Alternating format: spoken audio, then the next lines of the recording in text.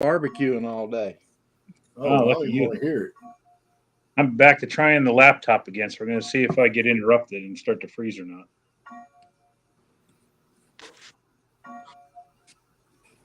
All right, folks, we're all back with you. I don't know how many folks we got coming in out there, but I'm gonna try to do a little bit better with my comments because I let them go by and then I look back and see them. But anyway, the whole crew. I didn't know if anybody's coming. I sent all the links out and I didn't hear nothing from nobody. I thought, well, it's just gonna be me tonight, so I'll just have to sit and tell jokes. We did this as a surprise for you, Stephen. Yeah, knock knock, who's there, kind of thing. Gee, Lord of mercy. God, I literally just pulled a chicken off the grill. well, you're cooking every time you get on here. You're cooking. Well, I'm literally just missing dinner. Yeah. It's, Yeah, it's you're only 5 interrupting o'clock me. here. You got to make me hungry more than I already am. Yeah, I know that's right. Well, I finally got the beans perfected now. You got your Nobody beans else- perfected. Now they say beans are good for the heart. That's right. Yeah, Good for the. you ain't heard that. I think you meant I don't know if Put the, it, change the H for the- F. Speaking of that, some guy posted a comment today saying he swears he heard a fart in one of the videos on the slot car thing. And I was like, who the hell's listening for farts and videos? But then, of Yeah. course, I had to go back and listen to the video. I was like, man, I don't hear anything. And then I got Alan thinking, I was Carson- like, maybe there is a fart sound in there. I don't know. But it just seems funny that someone's hung up on farts that much. Alan Carson stuff, see with us. Hello, guys. Hope everything's all right down in your part of the country, bro. Yeah, I don't know, man. I just we're sitting there watching that Biskip's Garage on that. What's it called? Dylan? Sick Week or Sick something? Sick Week. If y'all, Sick y'all been Week. keeping up with Oh, yeah. that? I have not been keeping That's up with where it. you are, isn't it? Down there. Yeah, it's in the South Georgia area. Well, it's actually in Florida this time. Yep, it's actually in Florida this time. But I don't know if y'all. It's kind of like the what's the other thing called? Power Drag Tour. week. It's Okay. like hot rod drag week, sort of. Is that what it is? Okay. Yeah. But you run what you bring, and then you drag, and then you go you have to drive from spot to spot, and then whoever's with you or on your team, that's the only one that can help work on your car. Well, see, they Is, got is that Bailey that's running that? The one that's in charge of that whole sick week? I don't know. The guy's last name is Bailey, if I remember Yep, right. that's right. What's his name, Dylan? Tom Bailey. I mean, yeah, that's what I thought. Yeah, he's the one that he had the 6-second Camaro. He was like the first one to run sixes at Drag Week, and he's spawned off. He's starting to do a lot of that drag and drive event stuff. He actually started his own magazine for it too. Nice I magazine. think that that actually started out really sort of like underground, didn't it? And then it's just exploded. I don't know. The thing that made it explode is Roadkill did an episode with it last year. Oh, okay. And after Roadkill did that, it's exploded, and there's no telling what kind of. Which I think they go to Cletus McFarland's drag strip, Well, maybe. I don't think so. because I seen something about the Freedom Factory. See, he's got a drag strip down there at that Freedom Factory or whatever he's calling it, Okay. and I know Tom's That- from the South somewhere. He's Texas, I thought, but I could be wrong. Maybe Tennessee or Georgia or something. that of course I'm terrible with names. That new gal that's on the Hot Rod Garage show, her and her dad. Yeah, Taylor. I just sent Alan a link. He might be joining us here in a minute. I just seen his email just come through. What was you saying now, Sean? Basically you got a lot of people affiliated with Hot Rod Magazine in Right. doing that. And that's what's making it so big. I don't know what kind of sponsors they had, but I'm trying to think of that gal's. I'm wanting to say her first name's Alex, but I could be wrong. Right. But her and her dad was there. She's got a 55 Chevy that's a pretty fast car. I think it's Alex Taylor. Yeah. The only thing about it, though, you figure you have to drive, 200 miles or something in between drags with a car with a 456 gear in it. That seems like a lot of fun. Yeah, a lot of those guys put overdrives, gear bender overdrives and stuff in them so they can mile an hour a little better, They need to put quick changes in them, Yeah, right. Yeah. like out of a dirt car. Yeah, that's what we need. There you go, Copperhead. Let's do that. Let's start. Okay, we're going to have a dirt track race here, and then you got to drive your dirt car on the road to the next event. You That know, would laugh probably about be that. very popular. I'll tell you, man. That'd be Randy Cook that drove for Dad for actually before he started driving for Dad, he'd drive his dirt track car. He didn't live about, I don't know, probably 10, 15 miles from the track, but he'd drive to the track and race and then drive back home. get it warmed Yeah, up. there's a late model somewhere over there that drives around on the streets. Yeah. I just think that's I'm going to build one of them. I want a late model legal street car. Mm-hmm. Street I legal think late model. That'd I'm be cooler surprised you than don't any see that more. Ferrari out there. I don't care, man. They're just, of course, I like the Yeah. old style. I don't like the new style. Back when I grew up, they were low and had pretty tops on them. I don't like the new style. Like the wedge ones, you mean? You like Yeah, those I like the wedge. old wedge type ones? Yeah, that's the ones I like. Hmm. You don't Oh, like? you the love the new ones. If you could get in one of those new ones and drive it, that'd be the end of you. Yeah, I You'd know. be done. Yeah. No You'd one's sell got a everything, and clue. so you'd be going, I'm going late model racing. This is great. That Alex Taylor, what she did is it said that she averaged 6 seconds to run on that. Of course, Gear Vendors Overdrive is the one that's sponsoring that event. But she averaged a 6.79 runs. All of the runs that she run in that 55 Chevy. That her dad is the one that builds cars. He's really a heck of a chassis guy. Yeah. Well, now that Challenger that Vice Grip Garage has got, Dylan said he thought it had a 360 in it. Is that what they're running? A 360. The one that David Freiberger had. Yeah. I can't remember what engine they put in that. It probably was. He said he got 108 to a quarter with that thing. He said it is a 360. They're running quarters or they running eighths? I think they run quarter. Yeah. It looked slow. If In they're the doing- video I seen, it looked really slow, eh? Like, Oh, you man, I'm trying hard to get into this. Dylan's trying to talk me into. He's like, "Let's do that. That'd be so much fun. Let's get to go do that." But I don't know, man. I want it when I get to the end of the drag strip. I want to turn left and go back the other way wide open. You know. Well, the thing is everything's with dirt track is there's a bloke right next to you. See, he's banging around at the same speed, and you're banging into each other, and that's the more fun bit, you know. Yeah. I think, Stephen, what I think that you should do is just go ahead and do like the Cannonball. That's your style. Where I can do where that. it takes days to get there. You wouldn't be happy at all in a car that just did a 6 second pass. You wouldn't I like would it. Oh, that ended too quick. Is that it? Is that it? Yeah. That's it. Mhm. It's over. That So all. what's their mile an hour on that? That'll tell me if it's quarter or eighth. He said he went 108 through a quarter. At 6 seconds? No. No, I think he's talking about that's Alex Taylor that was doing the 6 seconds. Okay. I'd say that 108's got to be like a 12-second quarter or something. Yeah, 108 would be. Let's see, my 67 Impala ran a 12:47 at 106. So yeah, 108 should be somewhere in the 11s. And I was redlining before I got to the end of the track, so I should have had a higher mile an hour. Well, I've that's- seen you that know, Monte that's Carlo not go too down. shabby He for a ran street car. 15s. on that vice grip. Yeah, he's Monte Carlo. It ran a 15 something, and I was thinking, man, my Yeah, wife's so- Mercedes four-wheel drive will run a 15, I reckon. Yeah, that's- He put a Corvette motor in that thing too. Mm. LS, what is it? LS One is 4? fun, isn't it? I don't know. 15 seconds in the quarter is not very fast. That's like stock Fox Body Mustang. Right. They're I'd usually say- around. My 70 Duster with that 340X head, I'm thinking that car would be 14s with me in it, with me driving it. Somebody else fine. maybe be able to get it, where it's box stock and a 4-speed. Automatic, I black think, huh? Your black one.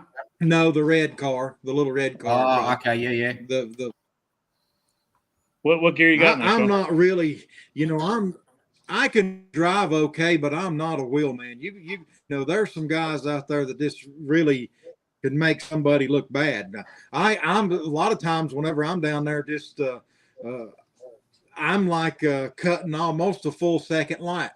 I'm almost delayed a full second before I even take off from the starting line. Yeah, you got to remember In bracket your racing. your quarter mile time, your ET is not counted until you break that beam. So you can sit there all day long until you can break that beam. You know, it's so that a lot of people think that.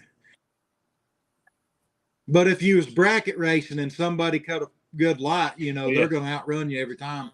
Yeah, you got to have a good light, especially with bracket racing. If you got a slow car and you can cut a good light, you're going to be a hard person to beat in a bracket race. Right. Yeah, I don't know, man. I ain't got anything really to go. I mean, to drag race. I don't know. I like a car. You don't listen. You can have a Chevrolet Cavalier and win money with that car. I know a buddy of mine ran like an 87 El Camino. It was a bone stock doggy 305. And the thing ran like a 17-1. And man, he would win races all the time with that, because by the time they turned that other guy loose, he was already close to the finish line because his car was so slow. Yeah, and if he didn't monkey with it, you know, and just let it do what it was thing, you know, because there's a lot of guys who are in the pits tinkering, you know, trying to get everything dialed in. But you take one of them slow cars, there's nothing to dial in. You just leave it like it is. He'd go around the bleach box, pull right up, leave it in drive, light would come down, he'd whack a good light, and then run 17-1 every single pass, you know? I don't know. Of course, I don't know. Like Flat Broke, I don't know where he's at. I think he's going to do that hot rod tour. I'd like to try that at least once. Yeah, I'd like to go on part of that too. I'd like to do that. He said it's going to be down here in the South. Yeah, I'll be out. The one good thing about drag racing, and what most people that like to spin, at least you always get to do a burnout, you know, in drag racing. There's no other racing technically. They don't, you know, before you even start, if you start out doing a burnout, they're just like ready to kick you out of there. You know, if you did a big burnout before you started a circle track race, I mean, they'd be showing you the gate. You'd be getting a black flag. Yeah. Yeah. I guarantee you. Well, and the other thing too, man, if everything goes fine, barring any breakage of parts, your car is going to come home just as nice as when you left. You know, where dirt track racing, if your car comes home just as nice as when you left, that means you never even took it off the trailer. Yeah, that's right. You know, when we'd put a new body on it, I'd go out and kick it. Sure. Yeah. Give it a big kick so it had a dent, because otherwise you wouldn't race it properly because you'd be too scared to get in the scratch. So you go and give it a big dent, and then it's beat up and you're all right. You just go send it then. Yeah. Most times, you know, you go down there the way that I always say, when you go to Tri-County, you go down there to fight, and then a race breaks out. I don't know, man. It ain't like that anymore. It really is not. Ray's really done good with that track down there. I see they got some new bleachers, man. I was tickled to death to see new bleachers, because I swear the last time I went down there, I was looking at the wooden plank that I was sitting on, and I think it's the same one that I sat on back when I was 10 years old, and it was just like this. You know, reading the names on it, the dates. Yeah.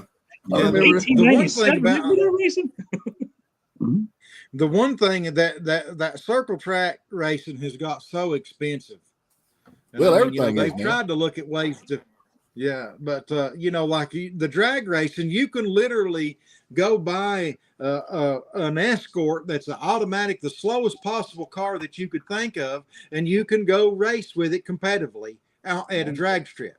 Well, now wait at a a minute. circle track, you can't do that. I disagree with you, man. They've got the front wheel drive class down there. They got the beater class. I mean, you take that front wheel drive class, which I've got a car right here. We traded up. I thought, well, I might try it, but I think they just beat the windows out of it and go to it. They're bone stock. Some of them even got that. Whenever I, you know, where I was talking about the fights, the worst fights that I ever seen down there was in that cheap class.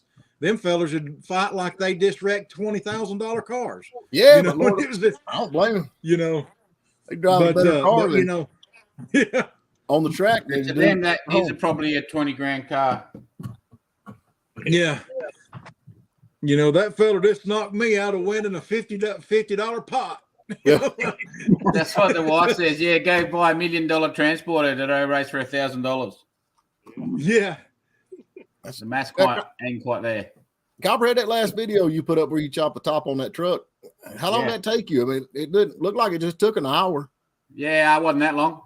I reckon it took me longer working out how I was going to cut it. I reckon I spent I hadn't got it all watched yet. I just started watching a little while ago because I was watching in between doing barbecue. The back half was easy. The front half, it gave me some curry. So, It's gonna turn 'cause out. there was like quarter of an inch of lead in it in the front, and all that shape. A lot of the shaping in the front pillars is just done with the lead. Like, Man, I know it's a completely different body style than my 46, but I was still pretty surprised to see that much wood and stuff in it. You know, by the time 46 came around, there wasn't any more wood, but there was when I chopped mine, there was very little lead. I don't recall any lead. No, there was a little bit of lead when I cut through that pillar there. I was expecting the pillars to have like a skim, Right. but yeah, these were like thick, and cause I like chopped them, and I went, oh yeah, that's decent metal, you know, and then I dropped the front half of the roof, like dropped into the cab a bit, and then I looked at the pillar, and it was like, I'm thinking it's like quarter-inch metal, and then it had a dent in it, and I'm like, what? And then I looked properly, and I'm like, that's all lead. Are you serious? Wow. Then I started taking it out, and by the time I got to the real metal, it was like paper thin, and like just touching it with the welder, it was blowing it up. So Yeah. I like how you that's sleeved why- that pillar, man. That came out that's why I really sleeved good. it, yeah. Yeah, How much that's a good idea. How much you cut out of your little truck, John? About 5 inches. I chopped at 5 because that was an old hay truck. You know, it was an old farm truck, and it had a lot of hay packed up against the cab. So Right. that where the body mount meets where the cab came over, Copperhead, yours has that too on your 38. It's got that like little fat roll that goes around the body line. Yeah. That's actually the top half actually fits over the bottom half of the cab there. It's actually a flange underneath that, and it rotted all along there. So I had to cut 4.5 inches out just to get the healthy metal. So we cut 5 inches to get the clean stuff.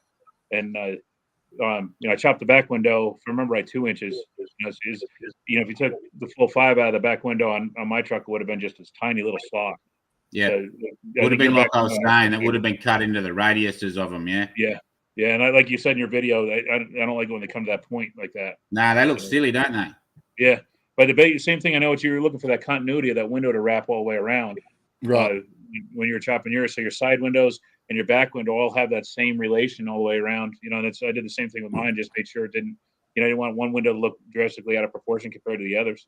Yeah, I know he some you look through that back window and you can see like the roof, or you can like it. That's that because they've just put it in the wrong spot. Yeah. You know, like Yeah, it looks too high on the cab after.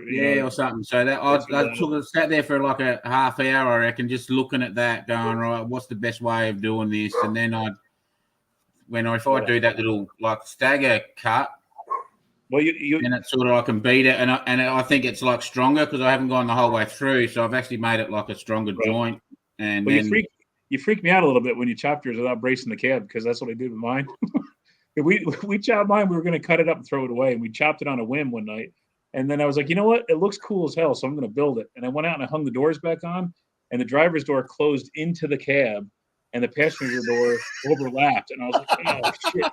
So I had to re-chop it. I had to cut everything loose, and I put the doors back on and pulled it together to get the gaps right, and I just braced the cab with some scrap steel, and then welded it all back together, and it worked. So when you were cutting yours, mine was not on a chassis; it was sitting on the ground too. So I had nothing holding it together. So once you cut that top off, I did look at it all, and I thought it could move a touch, but I'm like, it'll be all right. When I put my roof strip back in, then I can just tweak it all. But at the moment, it hasn't actually done anything. Yeah, like the door gaps are still the same. So I was watching the window, watching the movie, going, "Oh man, I hope it doesn't move. I hope he can still." And it was cool. You left your doors on. I was like, that probably helped a lot. And plus, I think when I freaked out when he said I might go 6 inches on this, I'm like, gosh, no, don't go 6. Man. So that's what I wanted to do. If I could have pulled the back window off with 6, I would have. Yeah. But I couldn't get the back I had window one of my Instagram without like chopping the whole way across and then doing like a separate chop. Like that's how I had to do mine. I chopped my window. I took 5 out of the whole cab, chopped the window 2, and then took another 3 out from underneath the window. At that bottom section, yeah. Yeah. So I didn't really want to do that if I could avoid it. So yeah, to do 6 in the back window was going to make that look stupid. So yeah, I love the ribs in that roof, man. We don't have ribs. They're really cool, man. I like the ribs too. Yeah. Well, in the end, I had to chop through them, so I'll have to I can make them, but yeah, it was like I was trying to not do that, like chop through there, but That was I the had main thing one I of my- like. Yeah, the same. Like that, and so that your 38s don't have those ribs. No.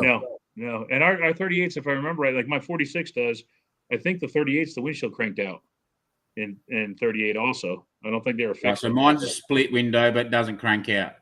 Okay, yeah, mine's a split window, but it does crank out. Yeah. And a lot of people, when they chop them, they get rid of that, but I wanted to keep that because it's a lot of ventilation, you know? Oh, I Yeah, like yeah. the crank out window. Yeah. Definitely. My the fiberglass shell had the crank out window. Okay. Yeah, no, your chassis, speaking of the fiberglass, I like the chassis you got too. It's going to be a nice setup. And that cab looks mean with the ribs in the roof and that chop. It's the right amount of chop. Man, that's going to be a tough looking. And car. then I put only- that on that other chassis, and then the plan is to do all the have the interior pimped out with all the red leather. Yeah. And the chassis will be painted, and that motor's blinged out, and then the cab's just going to be like it is. Right. That'll be cool. And then on that nose cone that's on that cab, which I think is a Dodge nose cone, I'm thinking I'm going to run that. Right. And then I've got this, well, not 100%, but I've got this little baby tray that's been made, like a weird little one that I'm going to try to, I'm going to try to utilize that. The only thing that throwed me off, man, is Mitsubishi. I despise a Mitsubishi. You're using a Mitsubishi rear end. Yeah. What is? I was like, what? They're actually pretty good. A lot of hot rodders down here use those, yeah. What So is you that can out get- of? Like a big like truck a or something? little van, like a, I don't know what you call them. Like they're an express. They're an express van, they call them. So it's like a little Right. boxy thing, like your Corvair, Right. a Conovan Okay. looking things, but a modern one. Now, does Mitsubishi actually make them rear ends, or is that or somebody other I company? think so. They're the same as like a The Monteros used to have similar them. to a banjo, a Holden banjo. So like a Chev banjo, I think. I'm gonna look it up. But they have they come out with LSDs and they come out with all real high ratios. I think you can get like 4.5s and stuff in them. And Oh, really? Mm. Yeah, for the trucks. Probably not a real big engine, just a lot of gear to make up for the lack of Yeah. horsepower. so I don't know. That just came with it, and it was half set up, so I ran with it. But There you go. Well, that'll work. Look like flat broke, matey. You ain't broke down, are you? There he is. No, I'm good. Okay, I've got your van pulled up here. Yeah, I see it now. They actually sold them little vans over here for a while. Hey, tell me something, Flat Broke. We was talking about that power tour. You gonna do that this year? I sure am. When is it leaving? Where is it going? And It leaves here. You think I'd be prepared for this? June 12th goes to Atlanta. Starts in Atlanta Motor Speedway. Leaves Atlanta Motor Speedway. It's a Monday. I think it's the 12th. You'd have to look on the calendar. From there, it runs up to racetrack in South Carolina. Like Greer or It is Monday. A big racetrack in South Carolina. Charlotte Motor Speedway. Huh? Charlotte. Charlotte Motor Speedway. that's North Carolina. Yeah. Yeah. North Well, Carolina, it ends up, it goes Atlanta Motor Speedway, the track in South Carolina, then 2 stops in North Carolina. One of them is Charlotte. The last stop is Bristol. And then you scoot on home on Friday. Bristol's a nice track too. That Charlotte Motor Speedway is an incredible track as well. So they got that 4 wide track there. But Bristol is Thunder Valley. That's an old track, and it's down in the valley of a couple mountains. So they call it Thunder Valley because it's so darn loud. You know, the engine noises bounce off the mountains and back into the valley. well, now does And you that? can sign up to do laps too. You can do laps on the track, do drag racing. Well, Yeah, that's cool. So how much does it cost to do this? it's free, and unless to be a spectator. If you want to be a long hauler, Oh, what? and now? that's a long hauler, somebody does the whole thing. That's I think $120. But all that does is get you into the venues, get you the goodie bag, get you into the show where they actually let you into the venue where you can drag race. I think the laps on the NASCAR tracks, you have to pay for the laps, but the drag racing is free. It also enters you in the contest for all the giveaway stuff too, doesn't it? Hmm? It gets you in the contest for all the giveaway stuff too. For all the doesn't it? giveaways. Yeah, well, then you got all the vendors there giving away their stuff. They all have giveaways. Last year sucked. It was hot. I mean, it was stupid hot. So everybody's breaking down. I mean, there's two schools of this power tour thing. There's the old school guys, drive the old hot rods, no air conditioning, the old cars from the 50s, 60s, 70s. They tough it out. Then you got the guys at the new cars, the Challengers, the Mustangs, the Corvettes, the Chargers, stuff like that. And those two groups really seem to clash a lot. Hot rod guy stands for hot rods. And I tell you, I broke down one year, and believe it or not, and I actually drove it in a Ford Explorer. I mean, it's run what you run. So. I'm sorry to interrupt you, but I want to know. What are you up to? What the heck are you doing? Star of the moment. Yeah, look at that. He put his glasses on to find his glasses. I'm talking. Yeah, I did. I put my glasses on to see which ones I had on. Mm. I wasn't sure if I had my long ones or my short ones on. Oh Lord! So what are you driving this year? I got the choice of the Falcarino, which is really getting a little more tired because I've been driving it. It's the 70.5 Ford Falcon that came out of the junkyard. Or I can take my 64 Cyclone, which is all brand new, completely rebuilt. So I like that. probably the wiser choice.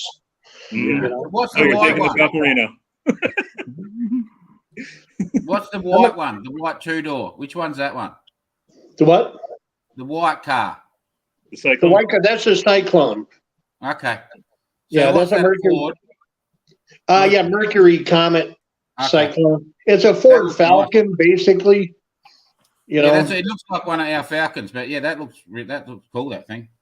Yeah. It's basically a Ford Falcon is all it is. It was just more the office worker, the prestigious muscle because it's made by Mercury. But an interesting thing about that car, it doesn't say Mercury anywhere on that car. Really? The only place it says Mercury is on the AM radio. There is no other markings on that car that say Mercury. It's weird. Yeah. I had a 65 Cyclone Comet, burgundy with a white top, 289 high performance with a 4-speed. My daddy owned it actually, and I drove it. But anyway, he sold it to my first cousin who pulled the motor out of it to put in a 65 Mustang and then junked the rest of the car. Oh, And that's what happens. That's what happened to the Torinos and all those cars. Everybody would go out and get a 6-cylinder Mustang, go get a Cobra Jet Torino, cut the Torino up, throw the engine in the 6-cylinder Mustang. I don't know, but that's why the Torinos and the Comets and all those cars are getting scarce because they butchered them all to save turn these 6-cylinder Mustangs, around. I don't know. I might try to go on that power tour, at least from Atlanta to somewhere. Your biggest problem right now is hotels. Almost every hotel within a 50-mile radius is gone. Really? It's about 6,000. I think they have 6,000 or 7,000 cars that are long haulers. And then at every venue, you have about, I think, 4,000 to 10,000 cars show up. Wow. So it's massive. It's utter, and there's a lot of traffic jams, and there's, it's still outweighed in coolness because every night at the hotel is a car show and burnout contest and guys just hanging out. The hotels are where it's at. I guess the thing to do is like if you're close by, instead of going on, like if you're not planning to do the long haul, just cruise in the evening and hit up one of the hotels. Or Well, just, Flat Broke, have you got all your reservations and all your hotels and stuff? I do. Don't they come with 2 beds? They do. They do indeed. We got to snuggle or what? What? Snuggle. No, I was asking for Sean. No. But it definitely, if you're a car guy, it's a bucket list thing to do. Yeah, that'd be close enough to do it right there, though. This year would be. That's cool. And it's close for us. What is it? 2 hours to Atlanta Motor Speedway? Yeah, right. Yeah. I I don't think know. I got so much going on this year, man. I keep saying, maybe I'll do it next year or whatever else. But like, I got to go to this thing in March down here with the Emerald Coast Cruise In. I'm looking forward to that. That's going to be fun.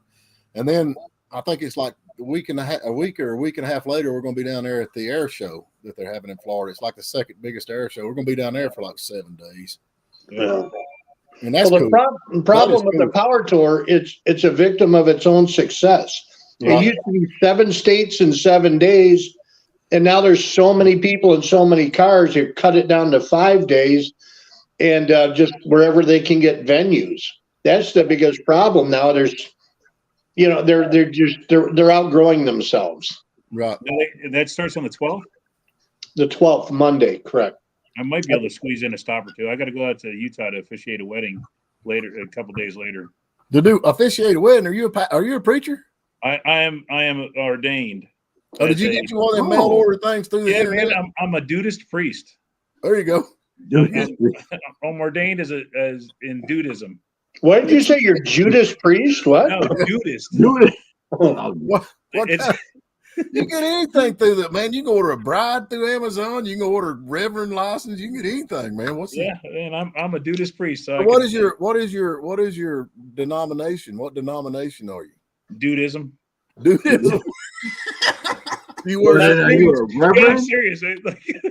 It's my buddy called me up and he's Jewish and his bride to be is Christian and he's out in Utah. So they're like, "Are you ordained?" I said, "Do you need me to be?" He says, "Yeah." I said, "All right." And I said, "You let me know." And he goes, "Well, look into it and see what you can find." And there was like some like touchy feely weirdo sounding like all inclusive life church, blah blah blah.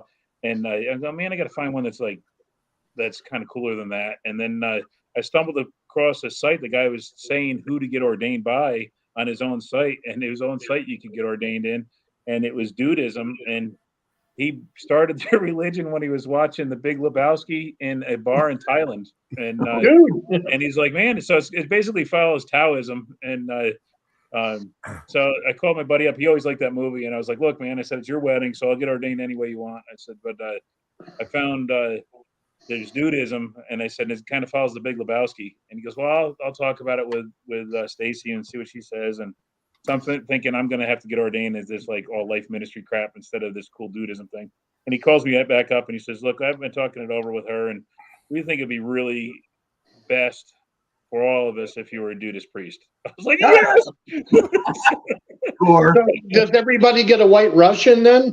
Well, it's billed as the slowest growing religion in the world, and it's just basically other than all the pot smoking stuff that they always push.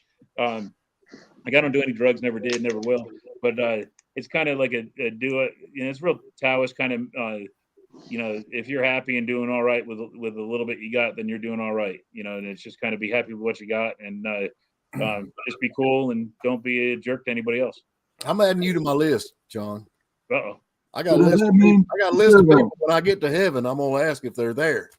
Oh, And if Well, they say, yeah, they're there, I'm gonna say, okay, I ain't got no problems. I'm gonna say, is John in there anywhere? They say, yeah, he's here. I say, okay, I'm good. Well, not for nothing, man. I love you like a brother, but I hope that I don't get there before you do. Yeah, I'm just saying. I got a list just in case. I gotta ask this. Instead of a communion wafer, do you like give out a joint? I think some of them probably do. I think they or white probably do. Russians. But it's really like Oh, it's really funny, man. I wish I had my card in my wallet. I took it out because it was starting to get a little worn from being in my wallet. But their symbol is it's a yin yang, but instead of just a regular yin yang, it's got 3 finger holes for a bowling ball. Because the Big Lebowski is all about bowling. It's pretty funny. But So is I this a got a fish that goes on the back of my Jeep. It's a Jesus fish, but it's wearing sandals and sunglasses. Alan, I have no idea, man. You're talking to some. Is anybody here a computer my guru? browser won't allow a mic. Oh man, that's You have probably another something- browser? I sent him a link there a while ago. It's probably Alan. It's probably something in your security. Mm. See, that's why we're able to do this because we're very insecure. Yeah. In fact, we go through You gotta email it to me so I can get Give it me on a my pat lap. on the back once in a while. So it's we're just insecure people. Oh man. I want to come to one of your when you have church. I want to come sit in your church, man. Well, I figured like Wednesday nights when we do our Comfort Grub cruising, there used to be a church there, so I figured that's. And another friend of mine, he became a Dudas priest after I did. He's like, well, since you did it, I had to do it. So when we get together, we have a congregation. So now do the nihilists come and pee on your rug? I hope not. 'Cause I don't even let my dogs do that. So is this a course you took online or? No, I paid it's free to get ordained, and then you had to pay like I don't know, it was like $40 or $60 or something to get all the cool stickers and That's what it's all about. To be a preacher, you got to get the cool stickers. But You it's got to have the cool stickers. I'm gonna text my kids to see if they'll bring down my ordainment thing. So you can So put your instead sticker of on a the fish, side of your it's a car. bowling ball. They're not gonna be able to find it. I'll have to run up there and get it. So You could. I'll go get it, guys. I'll be right back. In this Okay. intermission, Mhm. I'll be right back. You're gonna come back with a robe and one of them little hats on. I can't wait to see a NASCAR one with a sticker next to all the STP and stuff, Bardall and stuff. I'd like to try that cruising. I mean that hot rod power tour. I think it'd be hilarious. I think it'd be a blast. Well, Sounds join like a the great idea. Facebook group. I run the two big ones. What do you mean the two big ones? I run, there's a bunch of Facebook groups. A lot of them are local per states, but there's the main Hot Rod Power Tour Facebook group. I'm the admin for that. I think there's 49,000 people in that one. And then I have the one that I originally started with my idiot friend from Europe. We are ROTR, which we had to kind of hyphenate to be politically correct, which is retards on the run. And that's just basically what idiots call us. People said, but we broke down all the time. And, so you guys are like a bunch of retards on the run. So I run that group too. That's a lot of fun. Sounds Yeah. interesting. Hey, It's they a good about to time. You sell got to give it a try. Yeah. I don't know. Does he don't need a StreamYard. Maybe you do. I don't know. I don't think you need a stream. Nah. I think you just No. hit the link, man, and just say yes Hit to the all link, the, and it should say allow mic and allow camera, and that's it. yeah, you're ready to go. Yeah. How do I get this sent to my computer? You got to email it to me. There you go. It looks like a Medicare card. Dude, got- priest. That's the one, but then this is the one I think I have to bring up. Oh my God! Certificate. Oh wow, cool. They got You Can I are even- official, man. I'm official. It has this thing on the front. It says something on there that you can't use it to make money.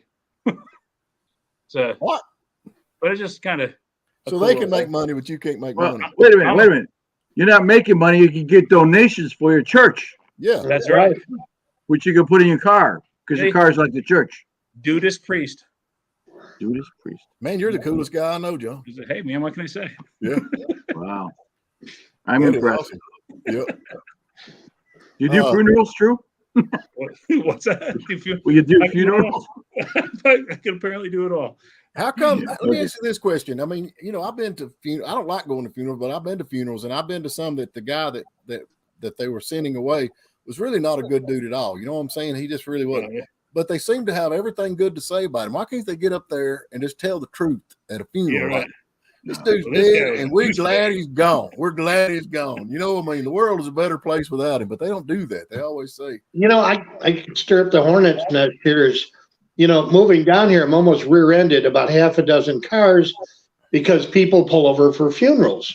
Yeah, I man, they don't do that in never New York. have, and I never, I had no concept.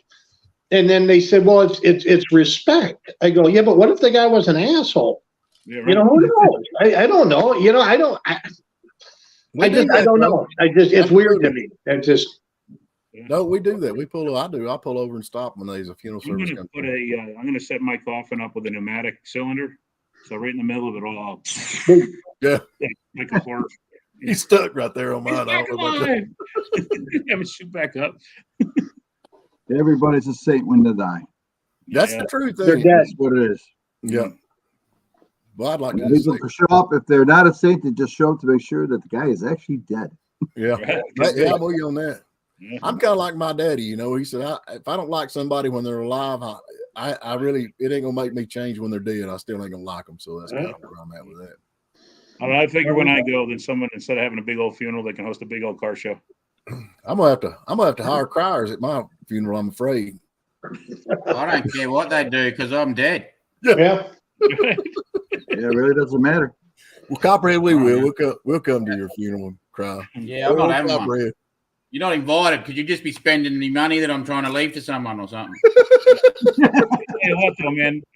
Ricky Twiggs, when he passed away, he had Yeah. the coolest coffin I've ever seen. Butternut yellow with SS396 Chevelle badges on it. Right. It was cool. His son painted it up for him. But he was a big Chevelle guy. He had the nice butternut yellow Chevelle before he passed away. Yeah, that's pretty cool. I don't know why we got talking about dead people at Yeah. Well, they can't defend themselves. Because of the dudism. all. Yeah. We went from getting ordained. We went from power toward a dead. Yeah. You know how it worked? It worked because we talked about weddings and death just kind of goes right together sometimes. Yeah. There you go. Yeah. Dude. I don't know. I used to, I played music there for a long time, and you play one Catholic wedding and a couple of Catholic funerals, man. You're done for the week. I'm telling That's the you. aerobics there, man. Yeah, they know how to put you out. There ain't no doubt. Yeah, they know how to put you out. Stand, sit, kneel. Hey, Flat Broker, they getting rid of some of them cars down there. I seen when you posted a picture where some guy drove all the way down to buy one. You'd posted this, that, and the other. Oh, yeah. Them down. Sold 7 more. Wow. Wow. Wow.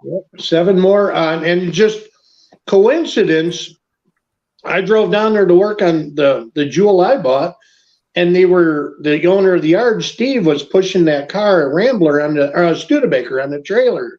Right. And they kind of needed help. So I went over. I'm like, hey, you need a hand? And the guy goes, hey, you're the guy. You're the reason I'm here. You're Yeah. that guy. And I went, what? He says, man, I watch your videos. And he said, I saw some of the cars there. He said, I fell in love. I contacted Jeff, and he put me in touch with Steve. And he said, I had to rescue one. So he says, I owe it all to you. I go, I'm sorry. I said, I'm sure your wife hates me. He Yeah. goes, she's hated me for years. No.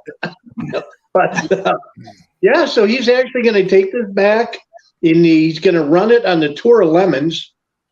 I Mhm. think that's one. He's in Pennsylvania. I think there's one from Pennsylvania to Knoxville, isn't there? But I think that might be the one he's doing. I don't know, but he's trying to get it running. He just made a post on Instagram. He was in the parking lot of the hotel trying to get it started, and he had the wrong distributor parts. But definitely is going to be fun to watch. I'll get the link to his YouTube channel as soon as he gets it set up. And it's really going to be fun to watch the build. Some cars going to Brazil. What else was there? They want to send, I think there was, Steve was saying somebody told me if they could get 20 Beetles with engines, they're going to put them in a shipping container and ship them to Europe. Beatles? Beetles. He's got about 40 Volkswagen Beetles. They made them things in what year did they start making Volkswagens? The Beetles? 38, Yeah. I think it was. 38, yeah. 38. They built it from 38 to 2009, did they not? Something like that, yeah. Mexico finished the last one. Brazil and Mexico were making them right up till Yeah. early 2000s. There's millions of them things. Yeah. So, but yeah, he's definitely grown in popularity. 2 cable TV producers have contacted him too to do shows there now. That'd be cool. Wow. Any cool car sale? Is that White Plymouth still down there? Or is it gone? One of those wrecked? It's been moved, so I don't know what's going on. Anything You got cool? any early stuff, like pre-war stuff? Hmm? Has he got any early pre-war stuff? I got a couple pickup trucks. He's got a 40 Ford. There's a 38 Chevy truck that's pretty rough. I'm trying to think. Anything cool sale so far? The AMX or any of that good stuff, or just some of You know what? I haven't seen the AMX. It might be gone. yeah, Cool car. Yeah, Did a lot of work. Yeah, but you know what though? If it went to Wisconsin, those guys are all about the AMCs. You know. Alan's trying to sign in. It says, Alan, you got to connect your mic and your cam before you can add. So you ain't got your camera or your mic hooked up there, bud. So you got to do that. Mine normally when you do this is activate camera and mic on mine when you do Alan, that. try your cell phone, Alan. It might work better than the computer. Yeah. That might. So I don't know, man. That's pretty cool though. He has a lot of cool stuff. Yeah. I just don't need anymore, man. That's my problem. I don't need anymore. I got some. I know. And I'm like, golly, my wife will kill me if I drive anything else in. And then he told me he just found 15 square body pickups. He did what now? Steve just found 15 square body pickups. In his yard? No, no. Well, Like, man, I didn't know any of these things. so he found a place that had 15 square bodies. Yeah. I mean, he's not stupid. He's a smart man, you know. Yeah. He'll, He's a super nice guy. oh, you couldn't ask for a nicer person. Yeah. He don't like you much for some reason, but he's Mhm. I'm just kidding. But I've got some got stuff a out here. Do what? 70 Pontiac. Do what now? Yeah, there's a GTO there, 70 GTO there. He needs a full There's a size. 69. There's What a, do I need? I need a what do we need? A Barracuda or no? What's it called? A Bonneville or a Catalina. Catalina? there's a Catalina there. He needs a full size set of headlight bucket on the. Do you need the left side? Right hand side. Okay. I Steve, seen you that have on pictures Facebook. of that Catalina. Yeah, that's a whole car bar. I know Yeah. I was hoping they was gonna sell parts off that one I sent you, but they want to sell the whole car. How much did he want for the whole car? I don't even remember. I don't know. It can't be much.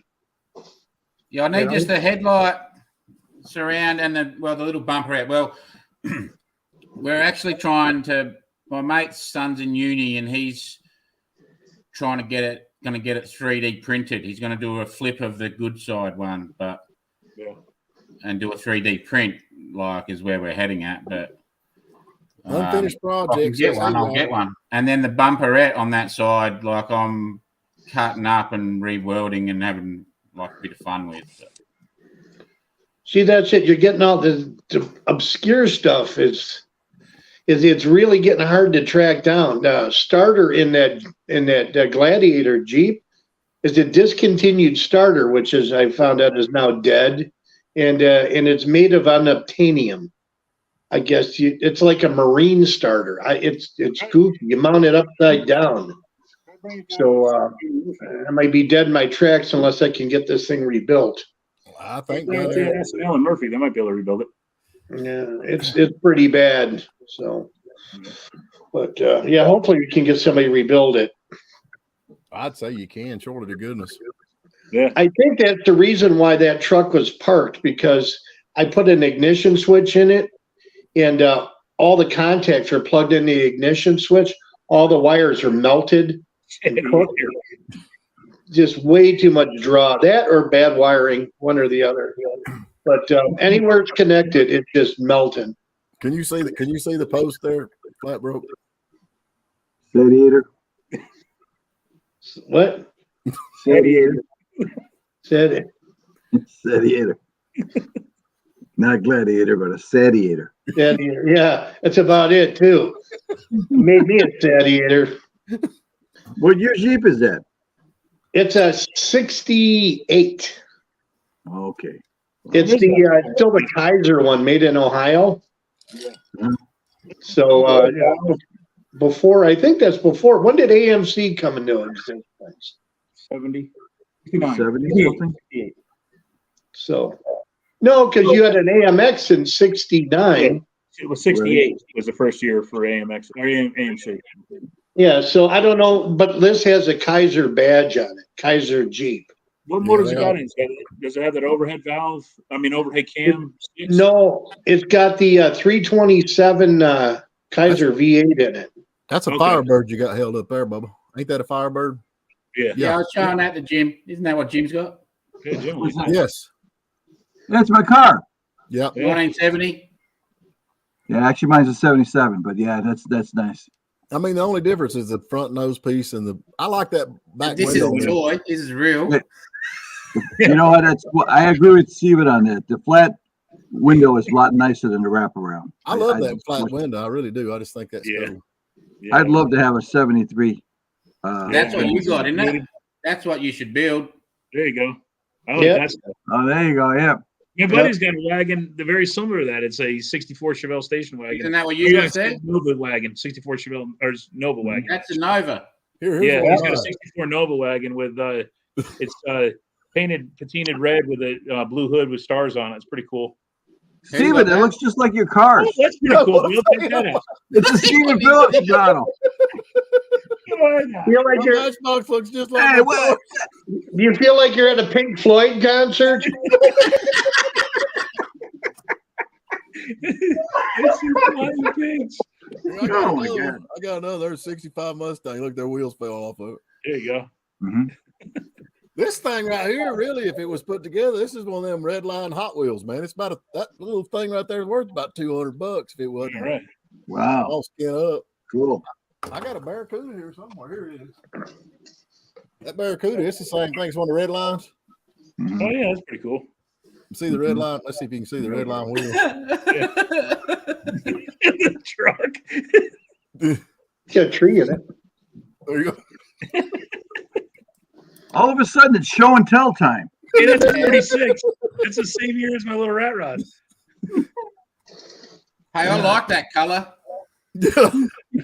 I got Sorry, my brain skips ahead of my mouth sometimes.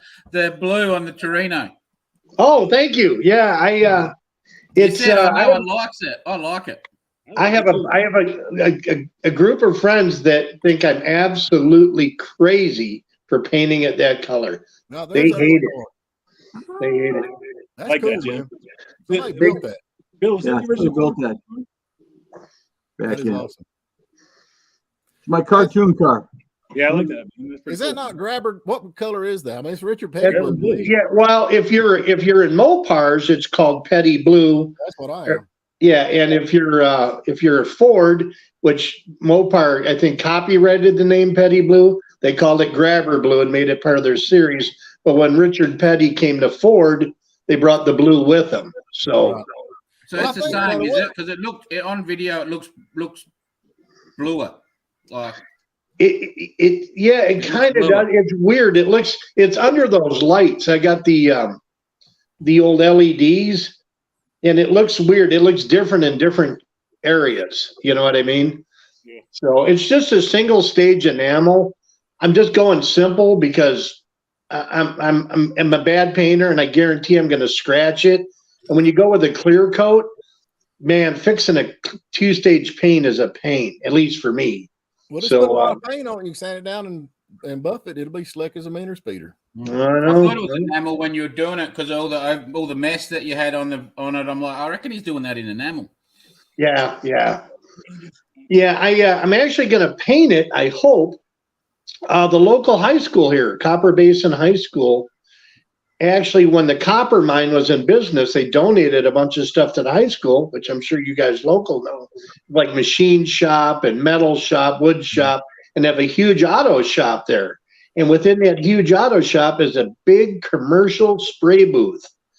And it's a downdraft commercial spray booth. You get a semi in it. And I think I have enough contacts that I might be able to use that spray booth to shoot the car. So that would be ideal. Dryers with the air compressors and downdraft, and that's the way to go. I mean, for all the hours of sanding on it, you sure hate to do a crappy job painting it. Well, now, So I Flatboat, definitely do a booth. I've got a body shop. You're welcome to use the paint booth in it. It's not none of that fancy stuff. It's it's been used for years, but it's just a home built basically. Yeah. As long as there's any kind of a booth where you can wet the floors down. Yeah, I've got all that. Just let me know. We can clear it out and let you shoot whatever. I didn't you mean need. your work was messy either. I meant like mess as in I could see all the overspray Right. dust Yeah. everywhere. Yeah. I went, No. it's enamel. No, it's a little bit of both actually. So Yeah, I painted my rat rod with enamel. I didn't get overspray anywhere. You know what? yeah, I am did- going to have did somebody a shoot the red hood. thing in my shed, and the whole shed was red. Yeah. Yeah, I didn't get any overspray at all. I had a few drips and stuff, but when I painted the rat rod, I didn't even tape anything off, and I didn't get overspray anywhere. But I maybe because I rolled that roller slower. Around the edges. I was, If you wait, want- I was thinking, didn't you use a roller? I did, yeah. But now, Flat, you're welcome to bring it over here. We'll stick it in there. We just got done with the Cadillac. all right. I don't think we got it. gonna shoot I want to paint my trailer. I got to drag my wagon down, pull all my equipment down to Florida. I'm gonna shoot it, and it'll take about 2 hours to shoot it. But we should be clear. It wouldn't take long to do that. If you get ready to paint it, just let me know. Yeah, I'm gonna paint all the little stuff here, like the fender extensions, the quarter extensions, and I totally forgot about the valances, the front and back, and the filler panels, and Right. they're all laying on the shelf. I'm like, and my valance is just destroyed. Right. So I may end up trying. There's going to be more time in straightening it than there is. I can get one for $100. I'd buy it in a heartbeat. Oh yeah, so I'm going to get that. So I'm going to paint that stuff here, the little pieces, and I'm going to paint the fenders off the car because the whole nose of the car is satin black. So I'm going to hang the fenders and paint them and paint the hood separate. And once the hood is done, I'm actually going to send it to a real painter because it's got satin black. The hood is satin black with the blue stripes that come around and go into the shaker air cleaner. Right. And that's, you know, I'm going to leave that to somebody and pay them because if they screw it up, they got to fix it. You know, That's one of my favorite Ford cars, though. I love that body style on that. And I just think that's a cool car. What model is that? 70 or 71? They're the same. It's just this one I have is a 71, and like the green one is a 70. So, Yeah. you know, basically same car, just different plastic. So, There's a guy I just found out that paints up in Hiawassee Dam area. I can get his contact. His son's one of our students, and he came up from Florida, painted a lot of custom stuff. He's doing a custom car right now. I haven't seen any of his work, but it sounds like they do pretty decent stuff. I asked a guy. There's a guy here in Ducktown, and he was at $4,000 to shoot it. I'm like, whew, you know. I mean, let's go back to the name, Flat Broke Garage. You know, you know, How much is he it? guarantees it. You know, I'm like, okay, That's you it. know. You can have probably $1,500 worth of paint, ain't you? Oh, if not more, yeah, Yeah. yeah. A quart's $80, I think. Yeah. And that's without all that. I meant to say this a while ago. That Richard Petty Blue is Petty Blue. And the way I understand it, now somebody can correct me or whoever's watching or whatever else, but I understand that when they got their race car ready and got ready to paint it, they just took a bunch of paint and poured it in a gallon and mixed it up, and that's the color they come up with. I believe you're correct. And then they had the orange later in the years where they put the orange in with it, I think. With the STP, I think, come later. Yeah, with that. yeah. Yeah, I think it was just whatever they had laying around the shop. And like you say, took out the roller and there you they go. Mixed it all together. And that's the color they come up with. I love that color though, but it's a Mopar color. It is. It's a love it or hate it color though. You know, there's no gray area with that. So I got in trouble. You talk about comments. I got in trouble the other day because I was talking about a positive traction rear end. He said, and the guy said, any Mopar guy knows it's not positive traction rear end. Not in Mopar. What is it, Sean? Sure grip. Sure grip. Yeah. there He you said, go. and, Yep. but I think positive is what Chevrolet uses, right? GM, yeah. Yeah, So what does Ford call them? Ford calls them. Detroit locker, isn't it? A locker. Ford had They call it they had limited the Detroit slip. locker, but I forget Now what they Ford's call got a it. positive. I don't know what Ford calls theirs. They call it limited on Fords mainly limited slip. Short grip. Limited slip, yeah. Limited slip. Yeah. Well, they're all I was- limited slip, but they're that's what they. But Yeah. I think the Ford guys always just say limited slip. You know? That's a common thing that I hear a lot of Unless people it's say. got a Detroit locker thing, which that's what in factory, because basically all that's of what it is. your Track factory lock. positive traction setups are clutch style that will, they will give out. Now, when you go to Detroit locker and stuff like that, you're not going to have to worry about that. It'll break an axle if it stops turning the axle. Yeah, I don't That's know. like a lunch. That's They'll what give. they call a lunchbox locker, where the Yeah, fingers that's go good. into each other. They still have to give because they have to, or else they'll. That's why a spool doesn't work good on the street. A spool Yeah. locks it permanently. A locker will give, where a spool will not. Now, I we had a always, I'd roll it down the hill. And I'm thinking, how am I going to get this in the garage by myself with no brakes and roll it into the garage down a hill? And I started going little by little, and I cut the wheel, and the car stopped because the spool in the back, it binds your outside tire has to spin faster to make the turn. well, we always had Lincoln lockers. That's what we had. Lincoln. Yeah, lockers. yep. That was another one, yeah. Yeah, I think Lincoln Ford lockers. called them track lock, wasn't it? Yeah, That there could was be. a track lock. True Yeah, I- track. They call them here true tracks. Yeah. Link. See, a Lincoln locker is when you drop the plate off and you take a Lincoln welder and you just weld it all Yeah. together. Yeah. Well, Them ratchet lockers, which that's what I've got in that yellow van. I've got one of them ratchet lockers in it, and I'm trying to think of the name of it, but they're fair. That's the most economical way to do it, and they really that's the work one- good. the grip when the power's put to them, and they're free otherwise, right? Yeah. Exactly. My Well, Jeep that- has, Aren't they? Are they Say again? noisy? No, you hear a little bit back there every once in a while, but they're not too bad. You don't have to worry about that sharpening the tire. There's certain car shows around now, like around. If you go to Pigeon Forge, Tennessee, to the car show, and you've got one of them lockers in your car and it chirps the tires, you're getting a ticket. They're writing you up like you did a full-fledged staged burn the tires burnout. See, now Really? Copperhead don't care about that because they crush your car down there if you do that. That's in right. Australia. Yeah, they'll crush your Now car. my old Valiant, well, that's I had an old Valiant, and that had I put a 9-inch Ford 9-inch in it, and that had a mini spool, and that used to do that, like because they were just together, so that would Yeah, turn and it would right. skip along and My Willys is If it's a high horsepower race car, it's there. You can't have one of them let loose because you'll lose control of the car with a high power car. If one of the axles quit turning, usually it'll turn you into the wall. well, I don't have to worry then. So I'm with you, man. I Yeah. got a little Thunderbird, man. It's positive traction rear end, and I can't get it to spin. I don't know. I guess I wet the tires on it or something. hey, speaking of car shows for local guys, is anybody going this coming Saturday to the Dairy Queen? Yeah, I'll be there. Yeah, you'll be there. Okay. Yeah. Where's it at? Dairy Queen, Queen. where? And Blue Ridge. In Blue Ridge. Yeah, Yeah. actually. It's a Yeah. fundraiser, I think, isn't it? Yeah, something like that. It's Yeah. What time? Noon to 3. Yeah, noon to 3. They give you free ice cream or anything? Yeah, yeah, they do. $4 off your. I've been waiting for the weather Let's to see if we break. get this to not be too shiny, but Oh, we can't see nothing. Can't see. There you go.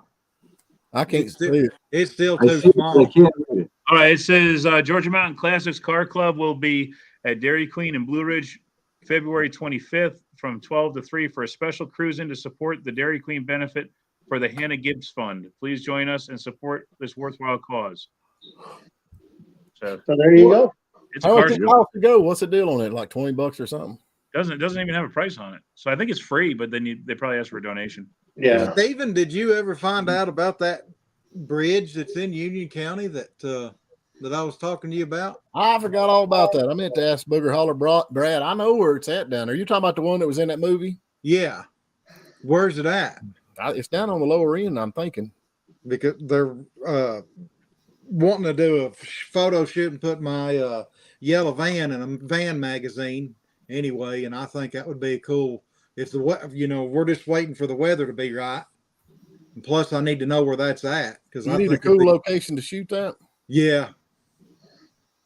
And it's of course, that new iPhone that I got, he was talking about me getting a professional photographer, and I sent him some of the pictures that I did with that iPhone 14, and it's just as good as one of them big $2,000 Canon cameras. Yeah. Yeah, I used to I've get seen that a all the place- time.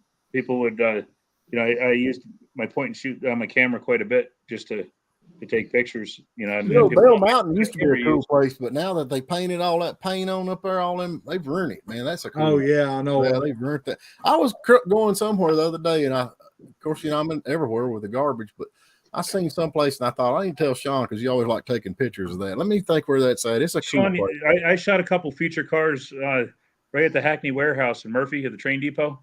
Yeah. One time I What did about I shot- the Burra Burra Copper Mine Museum? I haven't been up there. I don't know what that one looks like. That's really cool there. They got a lot of neat stuff out there. So Yeah. cool old buildings, and then you're up on top of a mountain. The big thing is you got to make sure your background's nice and clean. Yeah. Well, you got a mountain behind you. I mean, you're sitting on that mountain. Yeah, that's perfect. You nice open sky, no power lines kind of thing. That's what you want. Yep. So You get a Brick shot of the wall. mountains, you know, so it's a good place. Well, sometimes too, like if you're doing it in in an industrial type setting too, that can be good if Yeah. it's got the right Yeah. stuff there. You know, That's what, of like course- at the train depot there in Murphy, the Hackney warehouse there. It's an old brick building. Mhm. When I shot my buddy's rat rod down there, that was over the summer and the flowers were all in bloom, so it was kind of made for a nice backdrop. The other time I used the train cars when I did 32 forward. The parking so it looked like the car was in the way of the train and Yeah, stuff. this time of year with all the leaves and stuff, you can't really get a real nice Yeah. scenery picture, can you? But now, Yeah, you're kind of better off doing something with a big building as a backdrop, you know? yeah. You got that train depot in Mineral Bluff too, which I believe is the oldest building in Fannin County, I think, Georgia. Well, let me ask you something now. You don't want it too busy behind you, do you? No, you want the more simple, the better. Yeah. Right. You know, it's because you want the car to be the focal point, you know? Yes. I took my pictures at the cemetery, There you go. Yeah. right What? where there's That would be- a lake with a Yeah. lot of trees and stuff like that. So Yeah. That's having a tree line for a backdrop is good. You know, doing something where it's pretty consistent. You know, I actually, you know, the end of my video is I close with a picture of my little red truck.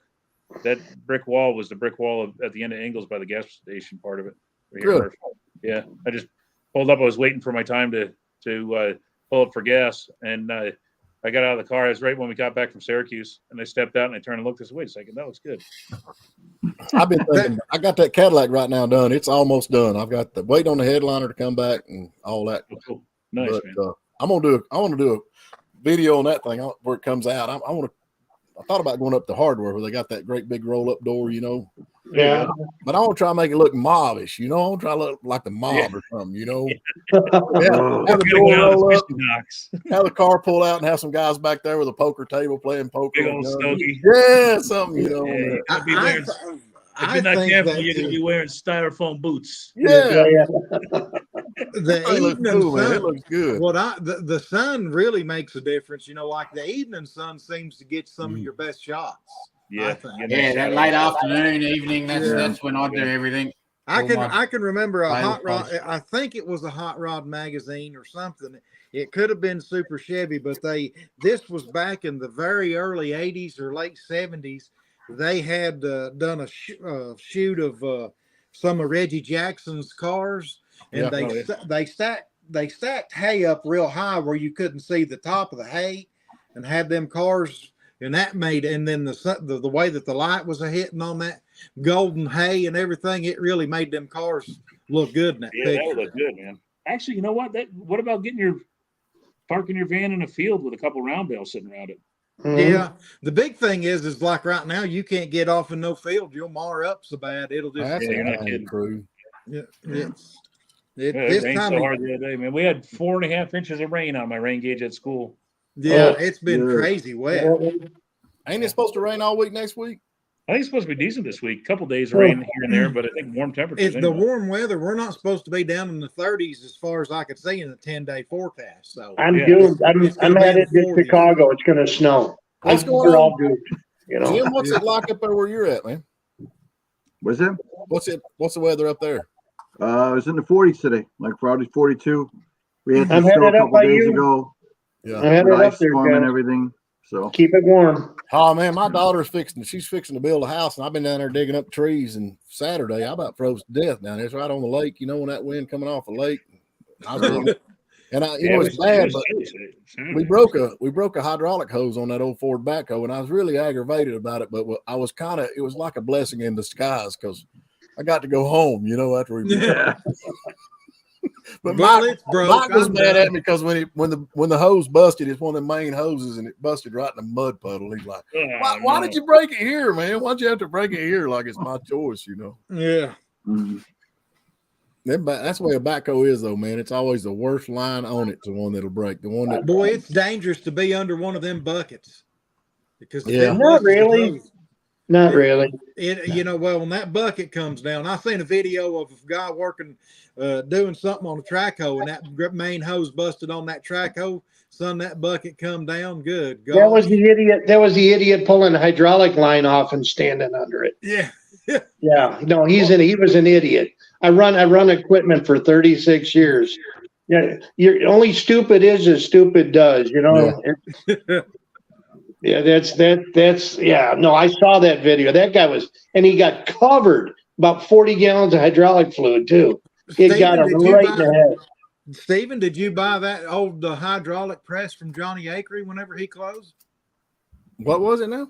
The hydraulic hose press that he had. No, I should have had. I guess as many hydraulic as I could. Yeah, I probably should have I had. mean, boy, them hoses are crazy high now. Yeah, everything's high, man. Are you kidding? Everything's crazy high, except for my pay. Except for Well, my I'm pay. still My low pay. rent. I'm Crazy still low. Lee. You know what I'm saying? Crazy. So I don't know. Jim, when's that big car show of yours coming up there? Ain't you got that show coming up pretty quick? Not till August. August, okay. And my days all right. We got Arnie Bestwick. He's coming to the show. Now tell me who that is. I seen a little bit about that. Yeah, Arnie the Farmer Bestwick. He's a legendary drag racing guy.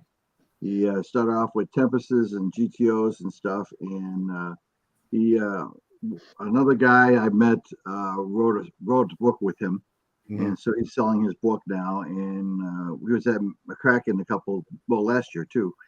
2 years ago when I was there, he has a whole bunch of different stuff he sells and everything like that. But yeah, he's really big here in the Midwest, and then of course we got Jim Matheson from Pontiac Historic Services. He's going to be one of our guest speakers this year. Also, we got him lined up. He's a good friend of mine.